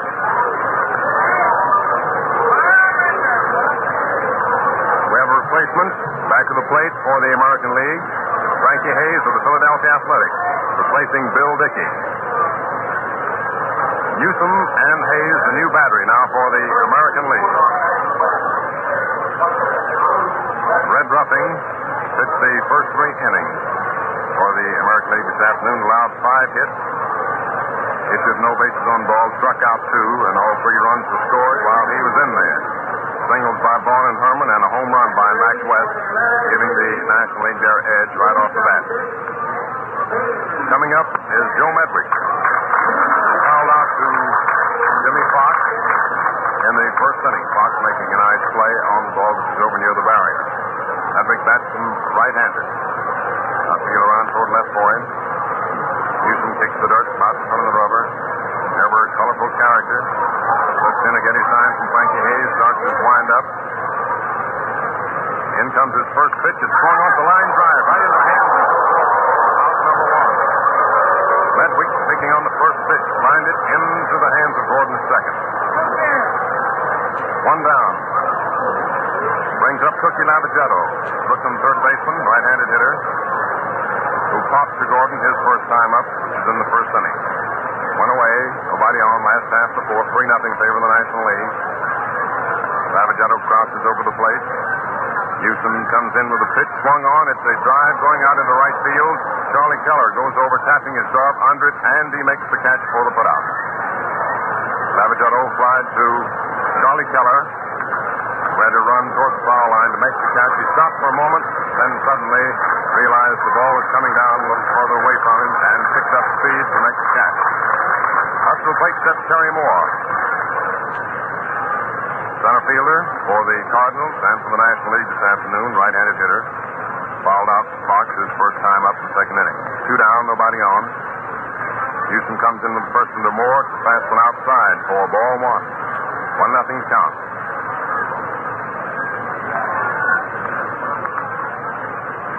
Buck looks in to get his sign from Hayes. He's ready to pitch. Moore takes it low for ball 2. 2-0 the count. Moore steps out of the batter's box, has a look at Doc Prothro, Philadelphia Phillies manager, coaching at third base. Prothro is looking in at the National League bench to see what manager Bill McKechnie has to say. Newsom throws over the outside corner for a called strike 1. 2-1 the count. On Terry Moore, 2 down, nobody on. Last half the fourth inning. National League ahead 3-0. Buck Newsom taking lots of time, ready to work now. Pitches, Moore swings, the fly ball out into left field. Ted Williams going over toward the left field foul line, stopping under it, and he makes the catch in fair territory, about 2 feet inside the foul line for the final out. Terry Moore flied to Ted Williams in left. So the National League is out in order in the last half of the fourth. No runs, no hits, no errors, nobody left on. And the score at the end of 4 complete innings remains the National League 3, the American League 0. First half of the fifth inning coming up, and Luke Appling is scheduled to be the first hitter for the American Leaguers. He'll be followed by Frankie Hayes, who is now doing the catching for the American Leaguers, and then Buck Newsom, who is in on the mound doing the pitching. Buck took his 3 men there the first inning to face him. The last half of the fourth, down in 1-2-3 order. The first pitch was a drive. It looks like Wyatt is coming in to do the pitching for Brooklyn, or rather for the National Leaguers, a member of the Brooklyn team. Wyatt coming in to do the pitching for the National Leaguers, a member of the Brooklyn Ball Club, pitches right-handed, so it's a Brooklyn battery in there now for the National Leaguers. Wyatt pitching with Dave Phelps catching, and they also have Lavagetto at third and Medwick in left field. So the Dodgers right at the moment have 4 players in the lineup. So the first man to face Wyatt here in the first half of the fifth inning will be Luke Appling, who has the only hit so far that the American Leaguers have in this contest, and that was a double in the second inning against the right field pavilion wall. That was on the play which Max West was forced to retire from the game after trying to make the catch, leaping into the wall, and was injured on the play. Wyatt is still taking his warm-up tosses with Phelps. The first half of the fifth inning. So far, both teams have fielded flawlessly, not any bobbles being committed of any kind. The first play of the game out there was a high bounder, which was a play which we thought might be a question as to whether it was a hit or an error, although in my book, Gordon could have never fielded the ball the way it bounded and caught a runner at first base, even if he had to come down with the ball, because he couldn't have landed in time to make the throw to get settled. The first pitch to Appling, a strike 1 call. Luke Appling batting, Chicago White Sox, bats right-handed. Wyatt steps in on the mound. This is the third pitcher for the National Leaguers. All 3 have been, every pitcher in the game so far has been a right-hander. Wyatt's winding up, and here's the next one. Ball, it was high, 1-1. 1 ball and 1 strike, the first half of the fifth. Wyatt steps over to the rosin bag and steps in on the mound to get his signal from Babe Phelps for the next pitch. Whitlow Wyatt is the man. He's into his wind-up. The count is 1-1. Here it is, and a ground ball down the first baseline. Mize scoops up the ball, races over to the bag, making the putout unassisted. Appling grounded out to Mize unassisted. So it's 1 down, and that brings up Frankie Hayes, the Philadelphia Athletic catcher, bats right-handed. Waiting now for Wyatt. Wyatt was over there to cover the bag in case Mize didn't have time to make the play himself. So he's strolling back into the rubber. One down, nobody on. The score 3-0 in favor of the National Leaguers. It's the first half of the fifth. Steps in on the mound and got his signal from Babe Phelps for the initial pitch here to Frankie Hayes. One man down. Wyatt goes into his windup. Here it comes. Strike one called. That one caught the outside corner. One strike. Practically all of the hitting in this contest happened in the first inning. Wyatt's into his windup. Here's the next pitch. Ball outside and high. He was tempted for a moment. Looked like he was going to take a cut at it. 1 ball and 1 strike. 1-1 with 1 man down. This is Hayes' first appearance at the plate since going into the game, replacing Bill Dickey. Wyatt starts the old windup for the next one. Here's the pitch, and it's strike 2. He swung at it. 2 strikes and 1 ball is the count on Hayes. 2 strikes, 1 ball. Frankie Hayes batting. Wyatt rubbing the gloss off the ball, steps in on the mound and got his signal once again from Babe Phelps. We're in the first half of the fifth inning with 1 man down. Into his windup. And here's the next pitch and a ground ball going down to Lavagetto. He takes it a big hop. There's the throw out at first. Lavagetto to Mize for the second out. 2 away. And that brings up Joe Gordon,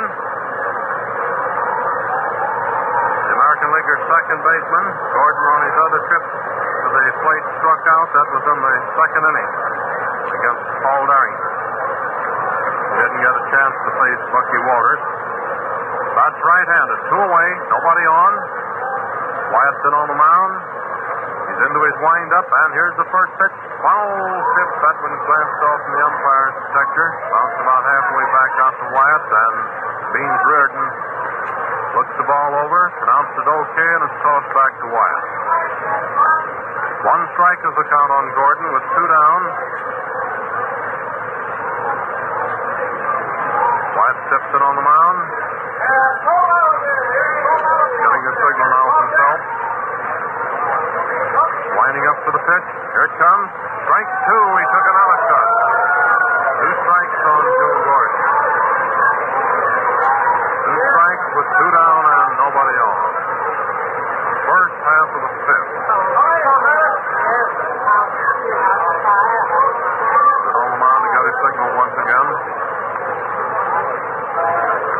Wind up here for the next pitch to Gordon. All inside. 2 strikes and 1 ball. 2 strikes, 1 ball is the count. Wyatt looks around at the outfield for the moment. Looks over to the bench. Then starts to get his signal from Babe Phelps. Winding up for the pitch. And it's strike 3. Gordon went down swinging for the third out, retiring the side. The results are in the first half of the fifth inning show no runs, no hits, and no errors. That's 4 1/2 innings, so now the umpires will start changing their positions. So Joe Basel calling balls and strikes and back to the plate. Stewart is moving over to first base, Tipgrass down to second, and Beans Reardon working at third. The National Leaguers have several players warming up now. So the first batter for the National Leaguers here in the last half of the fifth inning will be Wyatt of the Brooklyn Dodgers. We noticed Oscar Art of the Dodgers, Merrill May of the Phillies, Eddie Miller of the Boston Bees, Frank McCormick of the Cincinnati Reds, and Joe Moore of the New York Giants are all down there limbering up. So it looks like about the end of this inning that we're liable to have a wholesale substitution list going in. We're all set to go. Wyatt batting. That's right-handed. First man. Newsom's into his windup for the initial pitch. Here it is. Inside, ball 1. 1 ball is the count. The umpires again are Basel of the American League calling balls and strikes. Stewart, the National first base. Tipgrass, the American at second. Reardon of the National third. The next pitch is a called strike on Wyatt. So the count is even up 1-1. 1 ball and 1 strike. The last half of the fifth inning. He's into his windup. Here's the next one. Strike 2. He took a cut at that one. 2 strikes and 1 ball. Marky Vaughn on deck. Billy Herman will be the third batter. 2 strikes, one ball. Newsom's getting the signal now from Frankie Hayes for the next pitch. Goes into his windup. He has a very peculiar windup. Here's the pitch, and it's a foul ball going into the stands. The lower tier to the right of the plate, over and back to the American Leaguers' dugout. Count remains the same, 2 strikes, 1 ball. The new ball was tossed into Buck Newsom. He's standing in back of the mound, picks up the rosin bag, rubs the ball up a little, comes in to get his signal from Hayes. 2 strikes, 1 ball. This is the first man here in the last half of the 5th. He's into his windup. Here's the next pitch. Strike 3 called. Wyatt called out on strike for the initial out, and that brings up Archie Vaughn, the Pittsburgh Pirates shortstop. Vaughn has been up there twice. He has 1 hit out of 2 trips. He started that 3-run rally in the first inning. Bats left-handed with Billy Herman on deck. 1 man down, nobody on. That's the last half of the 5th inning. Newsom gets his signal from Hayes, winding up to the initial pitch to Vaughn.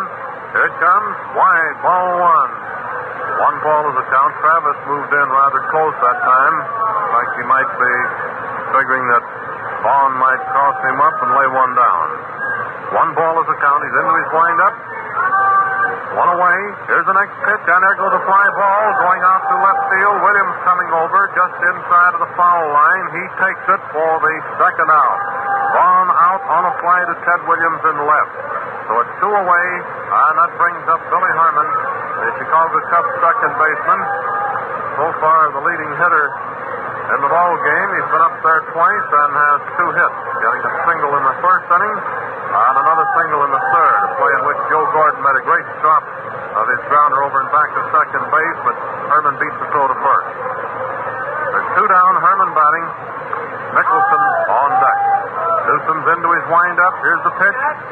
He floated 1 up there that time, but the pitch was wide for ball 1. 1 ball is the count. There's 1 man down. There's 2 men down, rather. 2 away. 1 ball is the count on Billy Herman. Here's the next one. Ball 2 outside and high. 2 balls and no strikes. 2 balls, no strikes. Newsom strolls back to the mound. It's the last half of the 5th inning. The score is still 3-0 in favor of the National Leaguers. He's into his windup for the next pitch to Billy Herman, and it's a ground ball going out to right field for hit number 3. Billy Herman comes up with his 3rd hit, a single out to right field, a ground single between first and second, and it's 3 out of 3 for Herman. That brings up Bill Nicholson of the Chicago Cubs, playing right field for the National Leaguers. That's left-handed. On his other trip to the plate, he was out when Keller raced over into the bullpen down the right field line to make a nice catch on his fly ball. Herman on second, 2 down. Newsom steps in on the mound, getting set. Here's the pitch. Foul ball in back of the plate for strike 1. Johnny Mize on deck. 2 down. Herman on first base. Nicholson batting with Mize on deck. Newsom steps in on the mound. Getting a signal now from Hayes. Goes into his stretch. He's all set for the pitch. Here it is. And there goes a drive. Looks like it might be pretty close to the wall. No, it's about 5 feet in front of the wall. It's taken out there in right field for the 3rd out, retiring the side. The result in the last half of the 5th inning, no runs, 1 hit, and no errors. This boy Keller has had quite a day out there in right field for the American Leaguers. He's had 4 or 5 put-outs, making a couple nice catches. The score going into the first half of the 6th inning still reads 3-0 in favor of the National League. As we go into the first half of the 6th inning, manager Bill McKechnie of the Cincinnati Reds, who's piloting the National League entry this year, is making some wholesale substitutions. So far, we've seen go out onto the field Eddie Miller to replace Archie Vaughn at shortstop. Pete Costard Miller, of course, the Boston Bees. Pete Costard of the Brooklyn Dodgers replacing Billy Herman at second base. Frank McCormick going in at first base to replace Johnny Mize, McCormick of the Cincinnati Reds. And incidentally, up until this ball game, Frank McCormick, from his freshman year in the big leagues, had played every inning of every All-Star game which he's participated, and he's participated in every one since he's been in the big leagues. But Johnny Mai started today, but McCormick is right back in there. Over at third base, Merrill May of the Philadelphia Phillies is replacing Cookie Labagetto. In the outfield, in left field, we see Joe Moore of the New York Giants replacing Ducky Medwick. Looks like Terry Moore still in center field. And over in right field, looking through the screen, looks to be Mel Ott, captain of the New York Giants. So there are your changes. Whitlow White still pitching for the National League. Babe Phelps catching. A Dodger battery. Out of the Giants in right, Terry Moore of the Cardinals in center. Joe Moore of the Giants in left. Merrill May of the Philadelphia Phillies at third. Eddie Miller of the Boston Bees at short. Pete Costarard of the Brooklyn Dodgers at second. And Frank McCormick of the Cincinnati Reds at first base. 3-0 is the score favor the National League. First half of the sixth inning. Larry French, by the way, is warming up for the National Leaguers in the National League bullpen. Up to the plate, starting off the first half of sixth for the American League, is Buck Newsom. Hits him right-handed. Whitlow White starts to wind up. First pitch to Newsom is a fast one high for ball one. Newsom's a pretty good hitter for pitcher. One time this season, he had a perfect day down in Washington, of which he was very proud. Swings that bat down on the end of the handle. White gets his sign from Phelps. In comes the pitch. Strike one is called right through the middle, letter high. The cheer you just heard was an announcement that Terry Moore of the Cardinals will remain in center field over the loudspeaker here, which the St. Louis fans naturally cheered. 1-1 the count on Newsom. 3-0 National League, first half of the sixth inning. Wyatt's pitch is swung on to line drive in the right field, falling in there safely for a base hit. Mel Ott takes on one hop, throws in the Costarard at second. And Newsom lines a single to right for the second hit obtained by the American League so far in the ballgame. Brings to the plate Cecil Travis. Washington Senators third baseman, left-handed hitter, who in two trips to the plate flied to center in the first inning and lined to left in the third. Wyatt looks in, takes his stretch. Newsom has strolled off first. In comes the pitch. Strike one, it's called. Fast one, above the knees, through the middle. Merrill May at third, in close. Outfield, touch toward left, almost straight away. Wyatt working slowly, steps on. Newsom inches off first base. In comes the pitch. Travis takes it low inside for ball one. 1-1 the count. Ted Williams is on deck. First half, sixth inning with the National League leading 3-0, getting all their runs in the first inning. Singles by Vaughn and Herman and a home run by Max West. Stretch by Wyatt.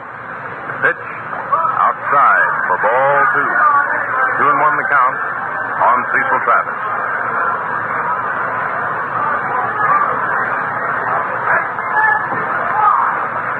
Wyatt's taking plenty of time. Larry French still warming up for the National League with Harry Danning of the Giants. Wyatt pitches. Travis swings, fouls it off to the left of the plate. Up against the lower boxes. Strike two. 2-2 the count. Kenny Keltner, Cleveland Indians third baseman, is warming up in the American League bullpen. Will probably go in at third base. Replace Cecil Travis, now batting. 2-2 the count on Travis. Nobody out. Buck Newsom on first. Whitlow White taking a lot of time. He's ready to go. Stretch. The pitch is high for ball three. And we have a full count on Travis now. 3-2.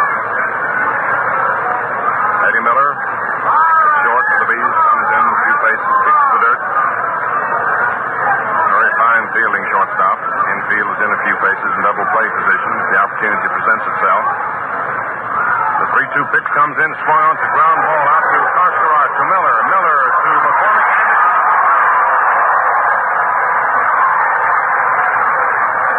Cecil Travis hitting into a double play.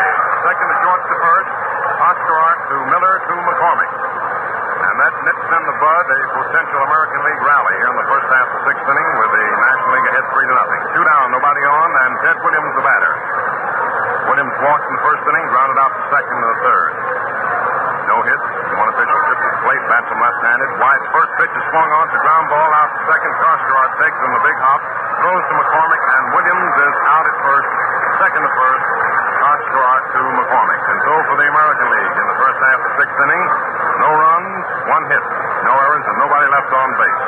Buck Newsom lining a single right to get the second American League hit of the afternoon. The first one coming in the second inning when Luke Appling doubled off the right field wall, the play on which Max West almost made a sensational catch, but only succeeded in taking himself up somewhat as he banged up against the wall and had to leave the ball game.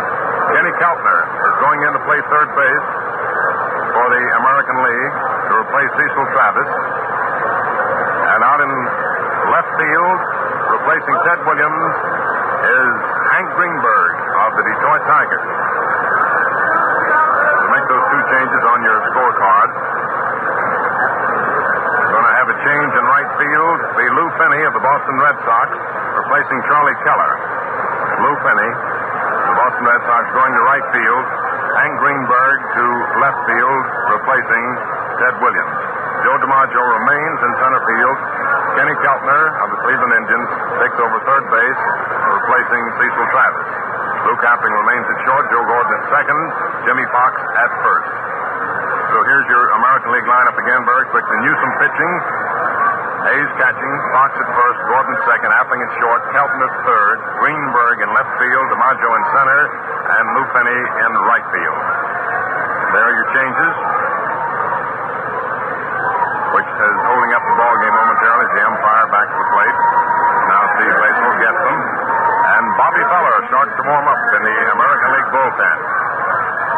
As we go into the last half of the sixth inning with the National League leading 3-0, Frank McCormick comes up for his first time in the ball game, replacing Johnny Mize at first base. McCormick bats him right-handed.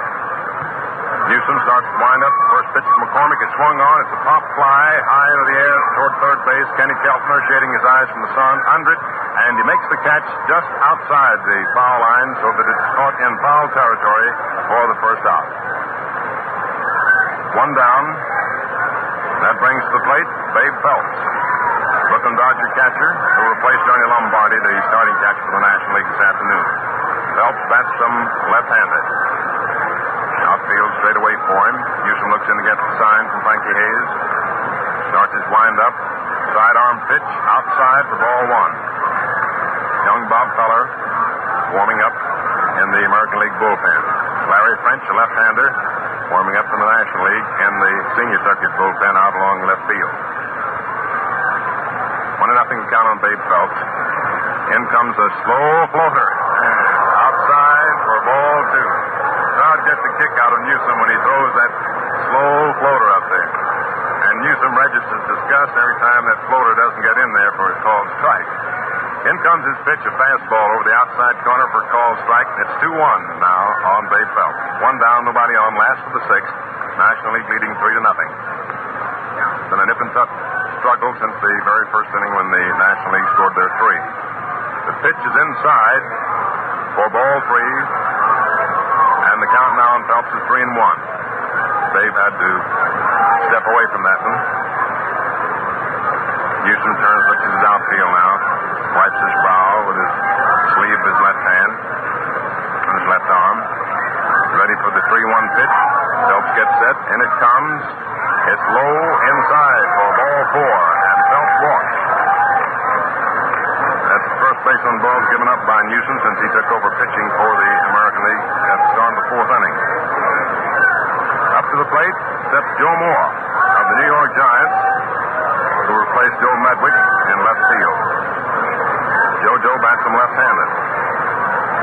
Medwick, when hit with some two trips. Joe Moore's up in place of Medwick now. With Phelps on first base, one away. Newsom takes the stretch. In comes the pitch to Moore. Call strike. Fastball knee-high through the middle. Outfield straight away for JoJo. He doesn't pull him. It's a lot to left center. Newsom studies. The batter takes a stretch. Phelps leads off first. In comes the pitch, swung on, fouled off to the left of our CBS booth into the stands in the upper deck. A man stood up and made a catch of it for a souvenir. The crowd around him gave him a nice little hand. 2 strikes on Joe Moore. Newsom goes to the Rosenbag, gets the touch.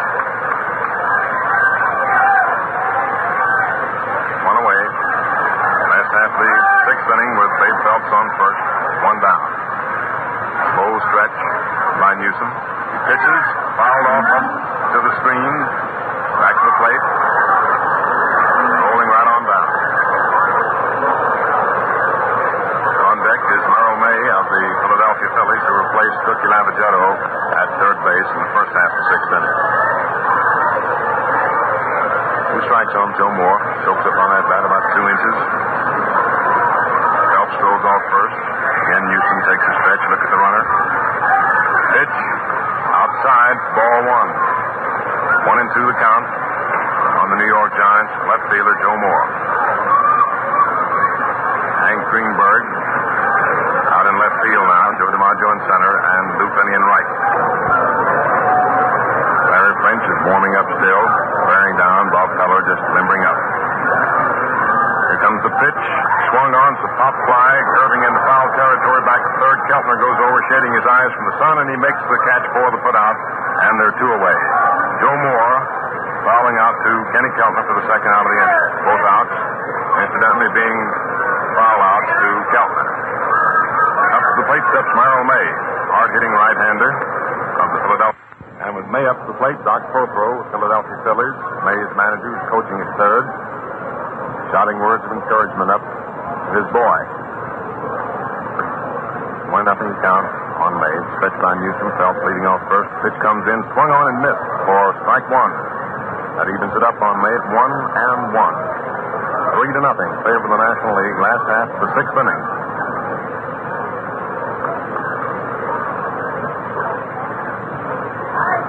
Newsom's again ready to go. Here comes the pitch. Fast one high for ball 2. 2-1 the count on Merrill May. Terry Moore on deck. Newsom decides to stop just for a little while. Tucks his glove out under his left arm. Goes back to the rosin bag. Sets out the outfield as usual. Comes back from the hill now. He's ready to go. And that slow stretch of his. The pitch inside for ball 3. And it's 3-1 on May. Frank Hayes catching for the American Leaguers now. Walks pitches out toward the mound before returning the ball to Newsom. Holler something to him. Comes back behind the plate. Goes into his crouch to give Newsom the sign. 3-1 pitch about to be served up. Phelps leading off first. Here's the pitch. Swung on, fouled off. High back of first over the roof between the arc lights for the second strike. We have a full count now on Merrill May. 3-2. 2 down. Phelps on first. Babe will be ready to break for second on the pitch. Newsom again taking time. Wants to be sure of his pitch if he can. Bobbles the ball around his glove. Steps on, takes a slow stretch. Phelps gets off, ready to break for second. There he goes. The pitch comes in, swung on to drive out into center field. Joe DiMaggio under it, waiting, taps his glove, and he makes the catch for the putout. And that's all for the National League in the last half of the sixth inning. No runs, no hits, no errors. 1 man left on base. Babe Phelps who had walked. And with the ball game 2/3 over, the score remains the National League 3, the American League nothing. And going into the first half of the seventh inning, Lance Laux. And Hank Danning of the New York Giants is going in now to do the catching for the National Leaguers. Larry French comes the Chicago Cubs, coming in on the mound to do the pitching. And the first batter in the first half of the seventh inning will be Lou Finney of the Boston Red Sox. He'll be followed by DiMaggio and Fox. The first half of the seventh, and the score still reads 3-0. There's a lot of fans here standing in the first half of the seventh, which means that it looks like our audience is about 50-50, American League rooters and National League rooters. We can judge that a little better in the last half. We'll see how they stand up for the National League. Of course, some of them stand up for both, so they'll be up at...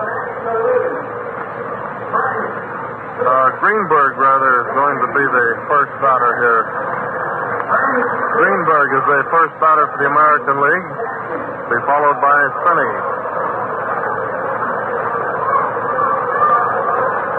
That's right-handed.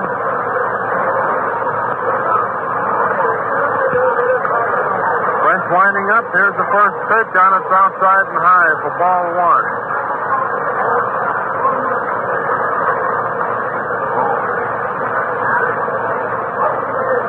French starts his wind up. Here's the next pitch. Strike one. He took a cut at it. 1-1. 1-1 is the count on Hank Greenberg. French steps in on the mound, starts his wind-up for the next pitch to Hank Greenberg, a right-handed batter. And it's a high foul coming to the right of the plate.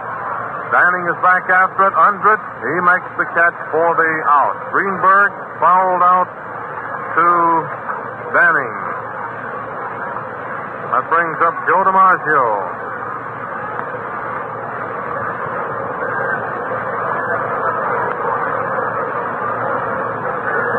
Joe Cronin coming out from the bench.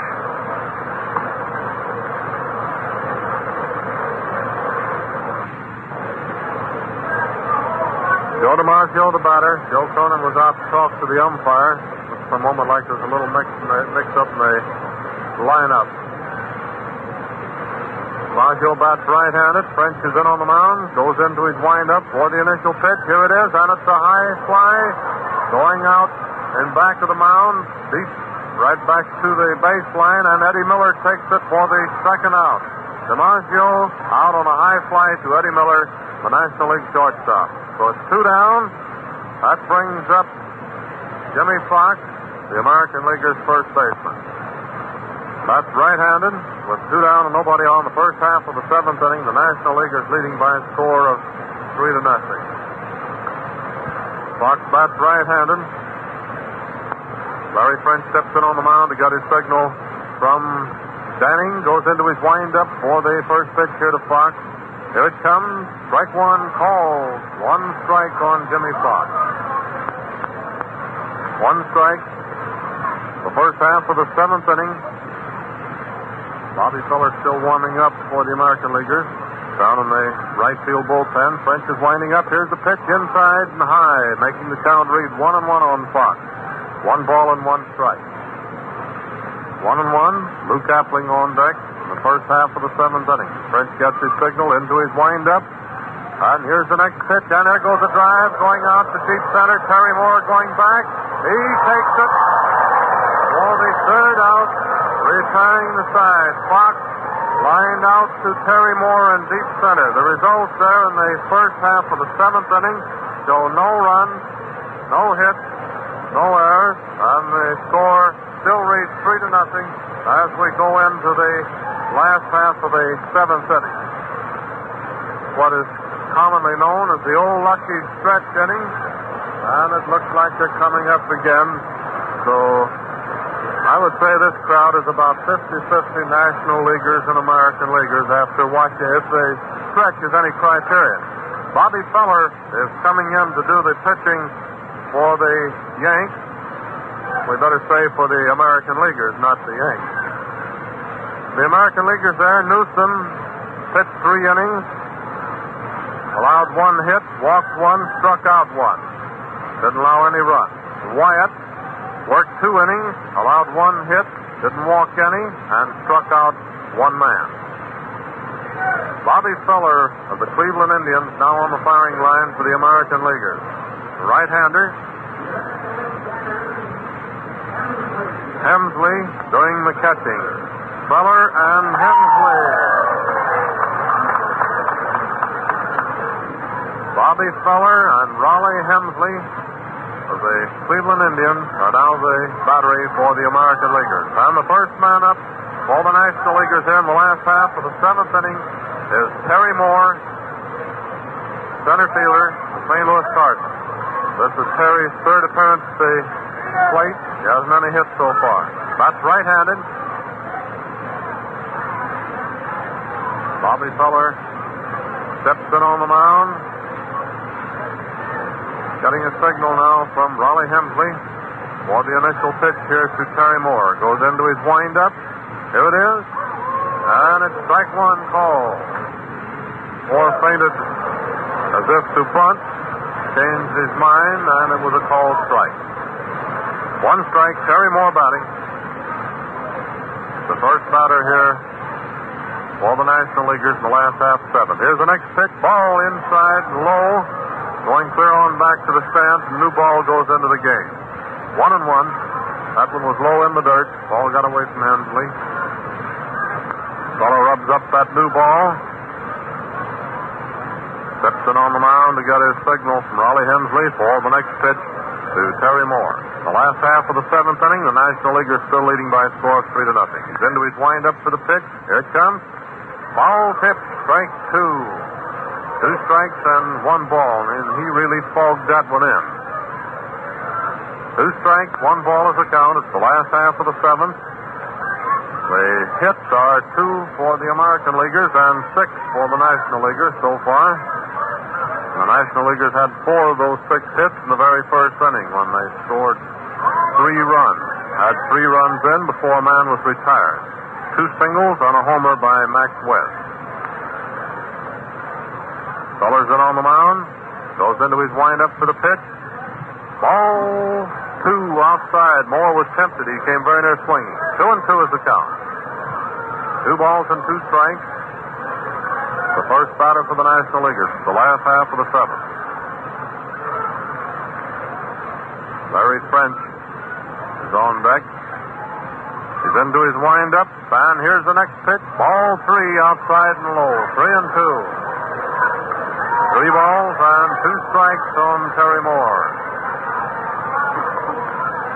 Casey Stengel, manager of the Boston Bees, coaching down on the first baseline. Still have Doc Crotho, manager of the Phillies, coaching at third.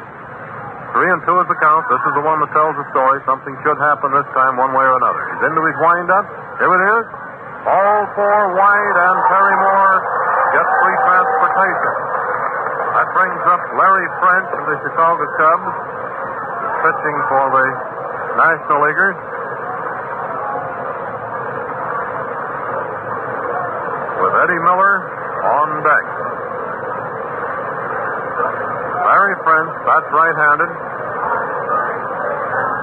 Terry Moore on first base, nobody down. Ken Keltner moves in close, expecting that bunt, which he'll more than likely get. Feller steps in on the mound, into his stretch, all set for the first pitch to French. Here it is, and he bunts one, going down the first base line. Jimmy Fox fields the ball, out at first. Fox to Gordon, who covered the bag, is sacrificed, putting Terry Moore down on second. 1 away, Terry Moore down on second base, and Eddie Miller of the Boston Bees is the batter. Playing shortstop for the National Leaguers. That's right-handed. And he'll be followed by Pete Coskerard of the Brooklyn Dodgers. The last half of the seventh inning with the score reading 3-0. There's 1 away. Terry Moore down on second base. Feller steps in on the mound, getting a signal from Raleigh Hemsley here for the first pitch to Eddie Miller, a right-handed batter. All set. Here it comes. On a foul ball. Coming back into the stands, the upper deck, and back to the plate for strike 1. 1 strike. A new ball was tossed in the Feller. He's rubbing the gloss off of it before stepping in on the mound to get his signal. The last half of the seventh inning. Back in on the mound. Terry Moore down on second base. 1 away. Up goes the arm. All set for the pitch. Here it comes. Ball. It was inside. 1-1. 1 ball and 1 strike. 1-1 is the count on Eddie Miller. We'll have Terry Moore down on second base. That was the second walk to be issued by American League pitchers there when Terry Moore walked. Here's the next pitch. Ball 2. It was wide and outside. The other man to walk was Babe Phelps there in the 6th inning. Buck Newsom issued that one. 2 balls and 1 strike is the count. Eddie Miller batting. With Terry Moore still down on second base and 1 man down. Feller throws it on the mound. Getting a signal now from Raleigh Hemsley for the next pitch here to Eddie Miller. Here it is. And a foul ball coming back on top of the stand. And the count is even up once again, 2-2. 2-2. Umpire Basil dusting the plate. 2-2 is the count on Eddie Miller, the right-handed batter. Man on second base and one man down. Score 3-0 National League. It's the last half of the seventh. Feller steps in on the mound. Getting a signal now for the next pitch. Up goes the arm. All set for the delivery. Here it comes. Strike three. Miller went down swinging for the second out. Eddie Miller struck out. That brings up Pete Coscarart, the Brooklyn Dodger second baseman. This is his first appearance at the plate since replacing Billy Herman at second. That's right-handed. He'll be followed by Mel Ott. The last half of the seventh with two away, Terry Moore on second base. Muller steps in on the mound. Here's the first pitch, foul ball back against the screen for strike one. One strike is the count on Pete Coscarart. With two down, they'll have Terry Moore down on second base. He was the first man up, walked. Larry French sacrificed him down to second. And then Eddie Miller struck out for the second out. One strike on Coscarart. Feller's in there. Here's the next one. Foul and back to the plate for strike two. Two strikes. Keeps umpire Basil busy tossing in new balls. Two strikes, two down, and a man on second. Pawing around the dirt in front of the mound for the moment. Steps in on the rubber, getting a signal from Hemsley. Two strikes is the count on Coscarart. Up goes the arm, takes a glance down at second base. He's all set. Here's the pitch. Ball high. Two strikes and one ball. Two strikes, one ball. In the last half of the seventh inning. Two away. Getting a signal now from Hemsley. Into his stretch again. And here's the next pitch. Another foul in back of the plate. And the count remains the same. Two strikes, one ball. Neither team has made a fielding bobble in this contest. And the hits are 6 for the National League, 2 for the American League. Appling and Buck Newsom getting the hits for the American Leaguers. He's in on the mound. And here's the next one. Strike three called. Coscarart called out on strike. For the third out, retiring the side. The results there in the last half of the seventh inning show no runs, no hits, no errors, and one man left on base. Now the score now going into the first half of the eighth inning is still 3-0 in favor of the National Leaguers. This is the Columbia Broadcasting System. This is the WBBMS Theater, Wrigley Building, Chicago. Back at Sportsman's Park in St. Louis. Getting ready to go into the first half of the eighth inning with the National League leading the American League 3-0. Luke Appling will lead off for the American League, be followed by Raleigh Hemsley and then Joe Gordon. Appling bats from right-handed. He's had one of the American League's two hits, doubled to right in the second inning. Grounded out to first, unassisted in the fifth. French's first pitch to him is swung off the line drive in the right field, throwing there safely for a base hit. Fielded on one hop by Mel Ott, throw in to Pete Coscarart at second. Appling holds up at first for his second hit of the afternoon and the third American League hit. So far, the American League has had only one man to reach second, and that was Appling when he doubled. Harry Danning talking to umpire Basil back in the plate. Up to the plate now steps Raleigh Hemsley. Bats him right-handed. Appling on first, stretched by French. Makes the runner. Pitch. Hemsley swings, fouls it off to the right of the plate, coming down into the lower stands for strike one. Kirby Higbee is warming up for the National League in the bullpen, and Carl Hubble of the New York Giants. Raleigh Hemsley, the hitter. Nobody out. First half of the eighth inning. One man on. 3-0 favor of the National League. Appling takes his lead off first. McCormick on the bag. Hold him on. The pitch. Swung on, popped high in the air. Back of the plate, Harry Danning. Under it, waiting. and he makes the catch for the putout just to the right of the plate in foul territory, and there's one away. Hemsley fouling out to Danny. One down. Time called a moment by umpire Steve Basel. Going to have a pinch hitter for Joe Gordon. It's Ray Mack of the Cleveland Indians. Half of that sensational Keystone combination of Cleveland, Boudreau, and Mack. It's Ray Mack coming in to bat in place of Joe Gordon. It's a right-hander. Appling on first, one away. Larry French, left-hander, takes a stretch, pitches. Mack swings. It's a slow roller, curving foul down the third baseline, fielded by Del Baker, manager of the Detroit Tigers. Strike one on Ray Mack. Bobby Feller is the next scheduled hitter. National League leading 3-0. It's the first half of the 8th inning.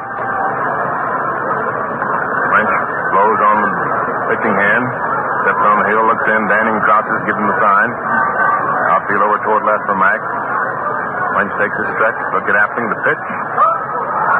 Sort of hit foul off the back of the plate unintentionally by Ray Mack. He started to hold back. The ball hit his bat and found it foul into the stand for strike two.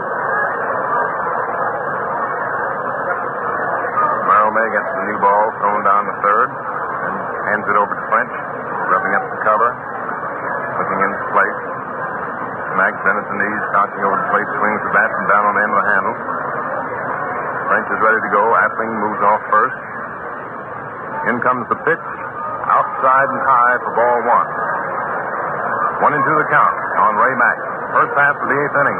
National League leading 3-0, having scored all their runs in the first inning when Vaughn and Herman singled and West hit a home run.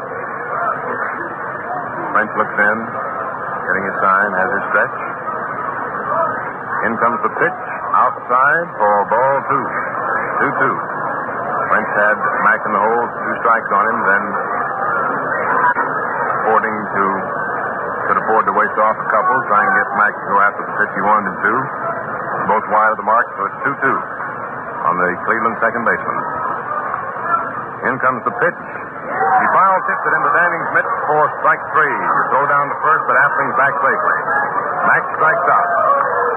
Strikeout number 1 for Larry French. 2 down. First half of the 8th inning for the American Leaguers. And it's Bobby Feller's turn to hit. Bob comes out, stops in the batter's circle to dust his bat with the batter's rosin bag. Gets a nice hand from the crowd as you hear in the background as he strolls up to hit. 2 away, Luke Appling on first. Bob Feller the hitter, Kenny Keltner on deck. Second Cleveland player in a row to come up, third one in a row to come up. Hemsley, Mack, and now Feller. French's first pitch is through the middle for a called strike.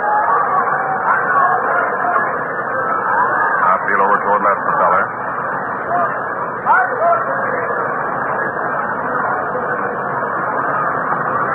French taking plenty of time, looks in to get his sign from Hank the horse. There's that long stretch of his, looking at the runner, then pitches high outside for ball 1, and it's 1-1 on Bob Feller. Tommy Bridges warming up in the American League bullpen. Hubble and Higbee still doing bullpen duty in the National League bullpen out in left field. 1-1 the count on Feller. Appling moves off first. The pitch is swung on and missed for strike 2. 1-2 on young Bob Fireball Feller. Eddie Miller raises his glove up over his eyes, looking up into the sun to see how it's going to affect him in case Feller should pop one up in his direction. Larry French, left-hander, Chicago Cubs, working for the National League on the mound, comes in there with the pitch. It's swung on and missed for strike 3. And that's all for the American League in the 8th inning. No runs, 1 hit, no errors, 1 man left on base. And the score at the end of 7.5 innings remains the National League 3, the American League nothing. Strikeout number 2 for French. And the American League so far still has been able to get more than 1 man as far as second base. And that came in the second inning when Luke Appling, who's had 2 of the American League's 3 hits, lined a double off the right field wall. That was the first hit, incidentally, for the American Leaguers. The second one was obtained by Buck Newsom in the sixth inning, the second American League pitcher, and the third hit obtained by Appling here in the eighth inning. American Leaguers have been stifled with the power so far by Paul Derringer, Bucky Wallace, Whitlow White, and now Larry Frank. We have a replacement out at shortstop for the American League. Lou Boudreau of the Cleveland Indians has gone out to short to replace Luke Appling. And so now we have on the field Cleveland's outstanding second base combination. The outfit are the two boys that have helped Cleveland no end this year in their battle for honors in the American League. Lou Boudreau at short and Ray Mack at second. Mel Laux leads off for the National League in the last half of the eighth inning. Fuller's first pitch to Ott is inside, backing Mel away from the plate for ball one. Make that change on your scorecard. Put Lou Boudreau at short and Ray Mack at second, replacing Appling and Gordon respectively. Fuller's next pitch is inside to Ott, backing him away again for ball two.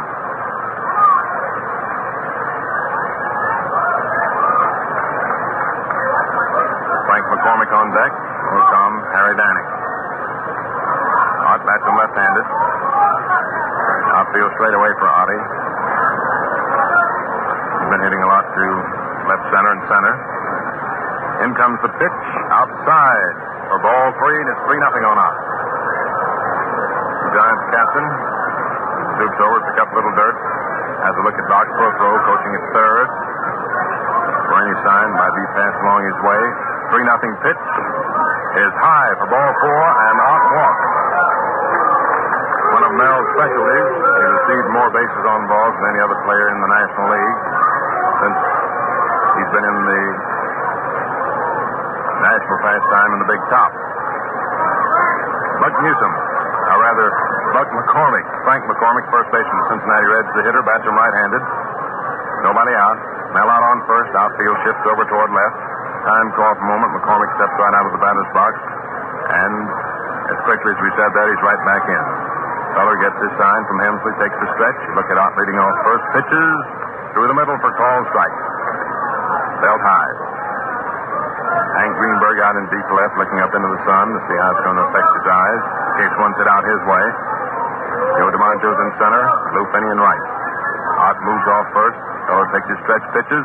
It's a bunt down the third base line. In comes Keltner fast. The throw's over to first. The Fox in time for the out, with Ott going down the second. McCormick sacrificing Ott to second. And is out.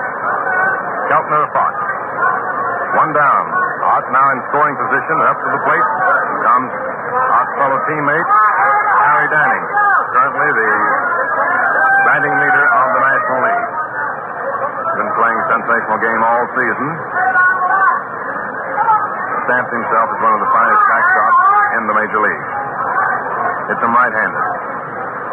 Outfield touch over toward left. Stretch by Feller. Ott moves off second. Feller throws. Danning sweeps. Smash on the ground out into right field for base hit. Ott comes around third on his way to the plate. The throw comes in, but it's wide of the mark. Ott scores, and the ball gets away from Hemsley, and Danning moves on down to second base. And the National League goes out in front 4-0. Hank Danning, driving one on the ground between first and second into right field for a base hit, gets credit for a run driven in. Gets a single, and there's an error for Hemsley on the play. On Finney's throw to the plate in an effort to nip Ott coming in with the fourth National League run. Hemsley lets the ball get away from him, enabling Danning to go down to second. A single to right for Danning, moving down to second on the error by Hemsley. A run batted in for Harry, and the National Leaguers lead now by a score of 4-0. JoJo Moore's up to the plate. The New York Giants bats him left-handed. Stretch by Feller. Outfield straight away. The pitch swung on and missed for strike one. And once again, Harry Danning has demonstrated how powerful and how dangerous a man he is up at the plate, as he has been all year with runners on those bases. Feller again has his stretch. In comes the pitch to Joe Moore, who swings, pops one foul off back to third, just underneath the roof into the upper deck for strike two. Merrill May on deck. No more the batter. Tommy Bridges still warming up in the American League bullpen. And Carl Hubble still warming up in the National League bullpen. Kirby Higbee has stopped his limbering up exercise. Stretch by Feller. The pitch, high inside. Ball one. 2-1 the count. Just as the pitch came in, Lou Boudreau at short went over on to second base. To be in position to take the throw in an effort to catch Danning off the base, leaving shortstop wide open, but the pitch was high inside. So it's 1-2 on Joe Moore. One away, last half of the eighth inning, 4-0, favor the National League. Fourth run having come in this inning. The pitch is fouled off against the screen. Still 1-2. Feller goes back to the Rosenbach, looking out in the outfield. Doc Prothro pacing to and fro in his third base coaching spot. Casey Stengel doing the same at first base. Feller's ready to come back into action. 1-2 on Joe Moore, one down. Danning on second. Stretch by Feller. In comes the pitch. Moore swings the ground ball down to Mize at first. Rather, Fox, he throws over to the pitcher who covers Bobby Feller. For the second out was Danning moving down to third on the play.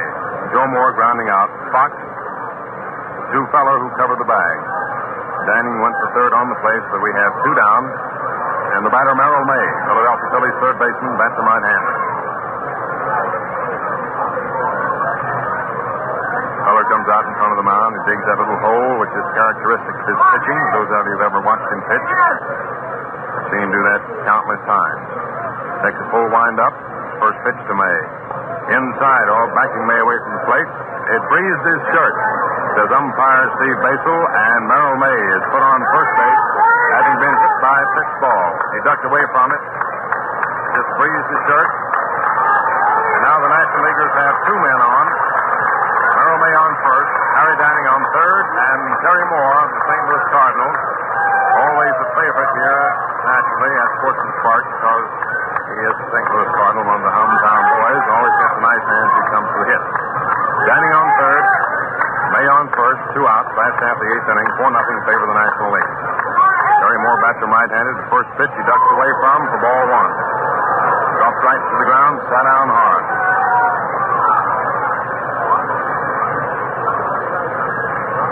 Moore steps down to the batter's box. That's his cleats to the fat part of his bat. Tommy Bridges has just finished his warming up in the American League bullpen. May moves off first. Danning short lead off third. Stretched by Feller. In comes the pitch. Terry Moore fouls it off to the right of the screen into the upper deck. And the gentleman stands up and makes a bare-handed one-handed catch for a souvenir. The 8th annual All-Star game. 1-1 the count on Terry Moore. 4-0 National League last 8th inning. Terry Moore digs in. Feller comes in there with his pitch. It's fouled back to the screen for strike two. One of Bob's set pitches, high hard one. Terry Moore went after, but managed to get only part of his bat on it, enough to foul it back. 1-2 the count. Outfield straight away for Terry Moore. Stands in close to the plate, deep in the batter's box. Danning comes off third, May off first. There he goes to second. The pitch is swung on, hit foul down the third base line, and one hop into the hands of Doc Prothro. 1-2 still on Terry Moore. Merrill May broke for second on the pitch, but it was foul. Comes back to first. Jimmy Fox on the bag. Now May moves off. Danning has short lead off third.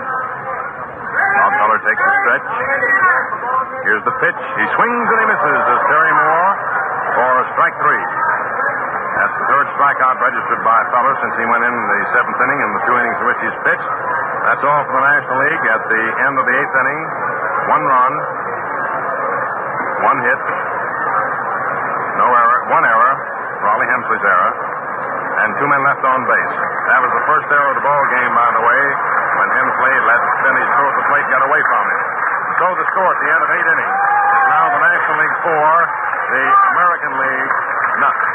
American League no runs, 3 hits, 1 error, and 3 men left on base in 8 innings. The National League 4 runs, 7 hits, no errors, and 7 men left on base. 4-0 National League going into the first half of the 9th inning. The big cheer that you just heard was the announcement that Carl Hubble is going in to pitch for the National Leaguers. So the battery for the National Leaguers here in the first half of the ninth inning will be Hubble and Danny. Score reads 4-0 in favor of the National Leaguers going into the first half of the ninth inning, and Ken Keltner will be the first batter for the American League. That's right-handed. There goes Danning's throw down to second base. We're just about ready to go. The hits are 7 for the National Leaguers, 3 for the American Leaguers.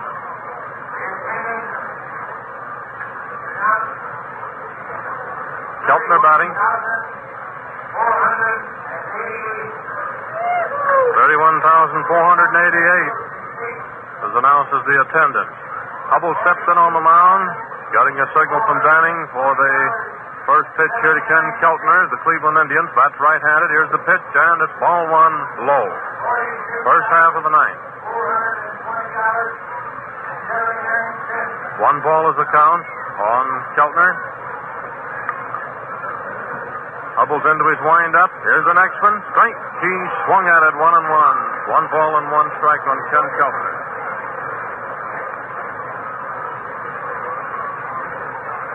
1-1. Hubble's in on the mound again. Goes into his windup for the next pitch to Ken Keltner. And it's a foul ball going on top of the stands to the right of the plate. And it's now 2 strikes and 1 ball. 2 strikes, 1 ball is the count.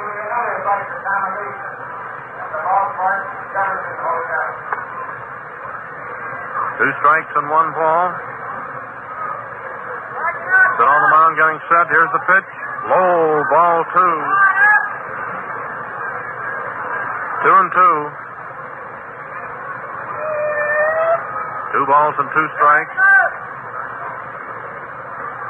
Ken Keltner batting. The first man here for the American Leaguers in the first half of the ninth inning. Here's the next one, and it's strike 3. Keltner went down swinging for the initial out.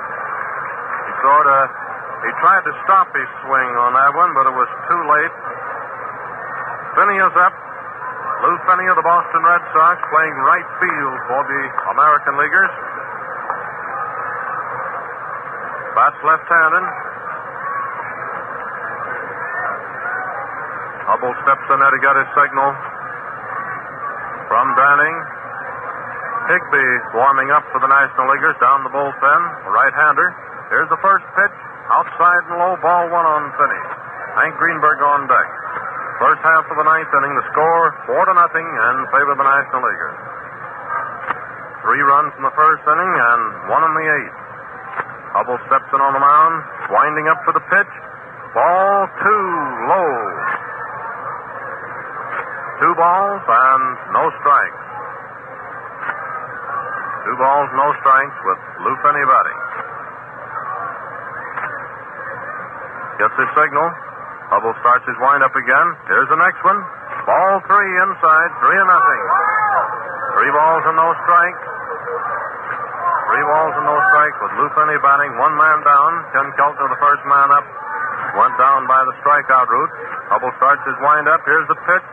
Low for ball 4, and Finney walks on 4 straight pitches. That brings up Hank Greenberg of the Detroit Tigers, playing left field for the American Leaguers. That's right-hander. With 1 away, 1 down. Finney on first base. Greenberg batting. DiMaggio on deck. Hubble steps in on the mound. 1 away. Bounces over at first base. He's into his stretch. All set. Here's the pitch. And it's strike 1. Greenberg swung at it. 1 strike on Hank Greenberg. With 1 man down. Lou Finney on first base in the first half of the ninth. Steps in on the mound to get his signal from Danning for the next pitch here to Greenberg. Up goes the arm. Glances over at first. He's all set. Here's the pitch. High ball. 1-1. 1 ball and 1 strike. 1-1 on Greenberg. 1 ball and 1 strike. Finney on first base. Steps in on the mound. Getting set for the next one. Here's the pitch. Ball 2 outside. 2 balls and 1 strike. Hubble tossed in 4 straight balls there to Finney, and the count is now 2 balls and 1 strike on Hank Greenberg. Steps in on the mound. Here's the next one, and it's a foul ball coming back to the plate. Coming back. It looks like it's... And he makes the catch right up against the screen. Danning going right up against the screen to make the catch and back to the plate for the second out. So it's 2 away. 2 away, and DiMaggio is up.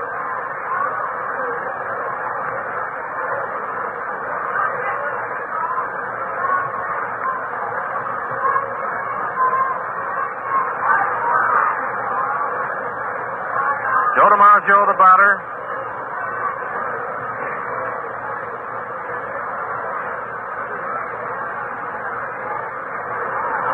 Hubble steps in on the mound. Here's the first pitch, and there goes a high one. Going out to left field. A high fly. Joe Moore moves in. He takes it. Oh, the third out. Repairing the stride and ending the ball game with the National Leaguers winning by a score of 4-1. The results there in the first half of the 9th inning show no runs, no hits, no errors, 1 man left on base. The final score was 4-0 in favor of the National Leaguers. And now, Mel Allen. And so for the first time in the 8th Annual All-Star Classic, or for the first time in the history of this Midsummer Day's Dream, we've had a shutout. This is the first shutout we've ever had. And that brings the total in the games played now to American League 5 victories, the National League 3 victories. The winning pitcher is Paul Derringer, very likely, and the losing pitcher, Charlie Ruffing. And for those of you who may have tuned in late, a quick recapitulation of what happened. The National Leaguers struck very fast in the last half of the first inning after the American Leaguers had been retired without damage. Archie Vaughan first up beat out an infield hit. Billy Herman followed with a single to left. And up came Max West of the Boston Bees, who had a home run to the right center field stands to put the National League ahead 3-0. And from then on, there was no score in the ball game until the 8th inning, when Mel Ott first up drew a base on balls, was sacrificed to second by Frank McCormick, and rode home on Harry Danning's single to right. And that's how all the runs were made. The totals for the National League: 4 runs, 7 hits, no errors. For the American League, no runs, 3 hits, and 1 error. Paul Derringer was the starting and winning pitcher for the National League. He worked 2 innings, allowed 1 hit, walked 1, struck out 3. No runs given up, of course, by any of the National League pitchers. Bucky Walters took over in the third, pitched 2 innings, allowed no hits, no walks, no strikeouts. Whitlow Wyatt of the Brooklyn Dodgers came in the 5th inning. Pitched 2 innings, allowed 1 hit, no walks, struck out 1. Larry French of the Chicago Cubs came in the 7th. He worked 2 innings, allowed 1 hit, no walks, 2 strikeouts. And Carl Hubble of the New York Giants pitched the last inning, pitching 1 inning, in which time he gave up no hits, walked 1, and struck out 1. For the American League, Red Ruffing of the Yankees started, pitched 3 innings, allowed 5 hits, no walks, struck out 2, and 3 runs were given up by Red. Buck Newsom of the Detroit Tigers came in the 4th, worked 3 innings, allowed 1 hit, 1 walk, 1 strikeout, and no runs. Bobby Feller came in, finished the ball game for the American League, pitching 2 innings, during which time he gave up 1 hit, walked 1, struck out 3, and allowed 1 run. And so it was Max West of the Boston Bees, the offensive hero of the National League this afternoon, and he almost became the defensive hero when he leaped high in the air up against the right field wall, trying to snare Lou Kapling's line drive, which went for 2 bases. West was hurt on the play and had to leave the game. Joe Gordon was outstanding defensively for the American League, making a couple of very nice stops, and also Charlie Keller of the Yankees, whose foul catch of Bill Nicholson's fly in the 3rd inning was another highlight of the ball game. That's just about all from Sportsman's Park in St. Louis, ladies and gentlemen, with the National League turning in the first shutout in the history of this annual All-Star Classic. Your announcers have been yours truly, Mel Allen, and France Laux of station KMOX in St. Louis. We hope you've enjoyed our broadcast, and perhaps we'll see you again next year. This is the Columbia Broadcasting System. You're listening to the WBBM Air Theater, Wrigley Building, Chicago.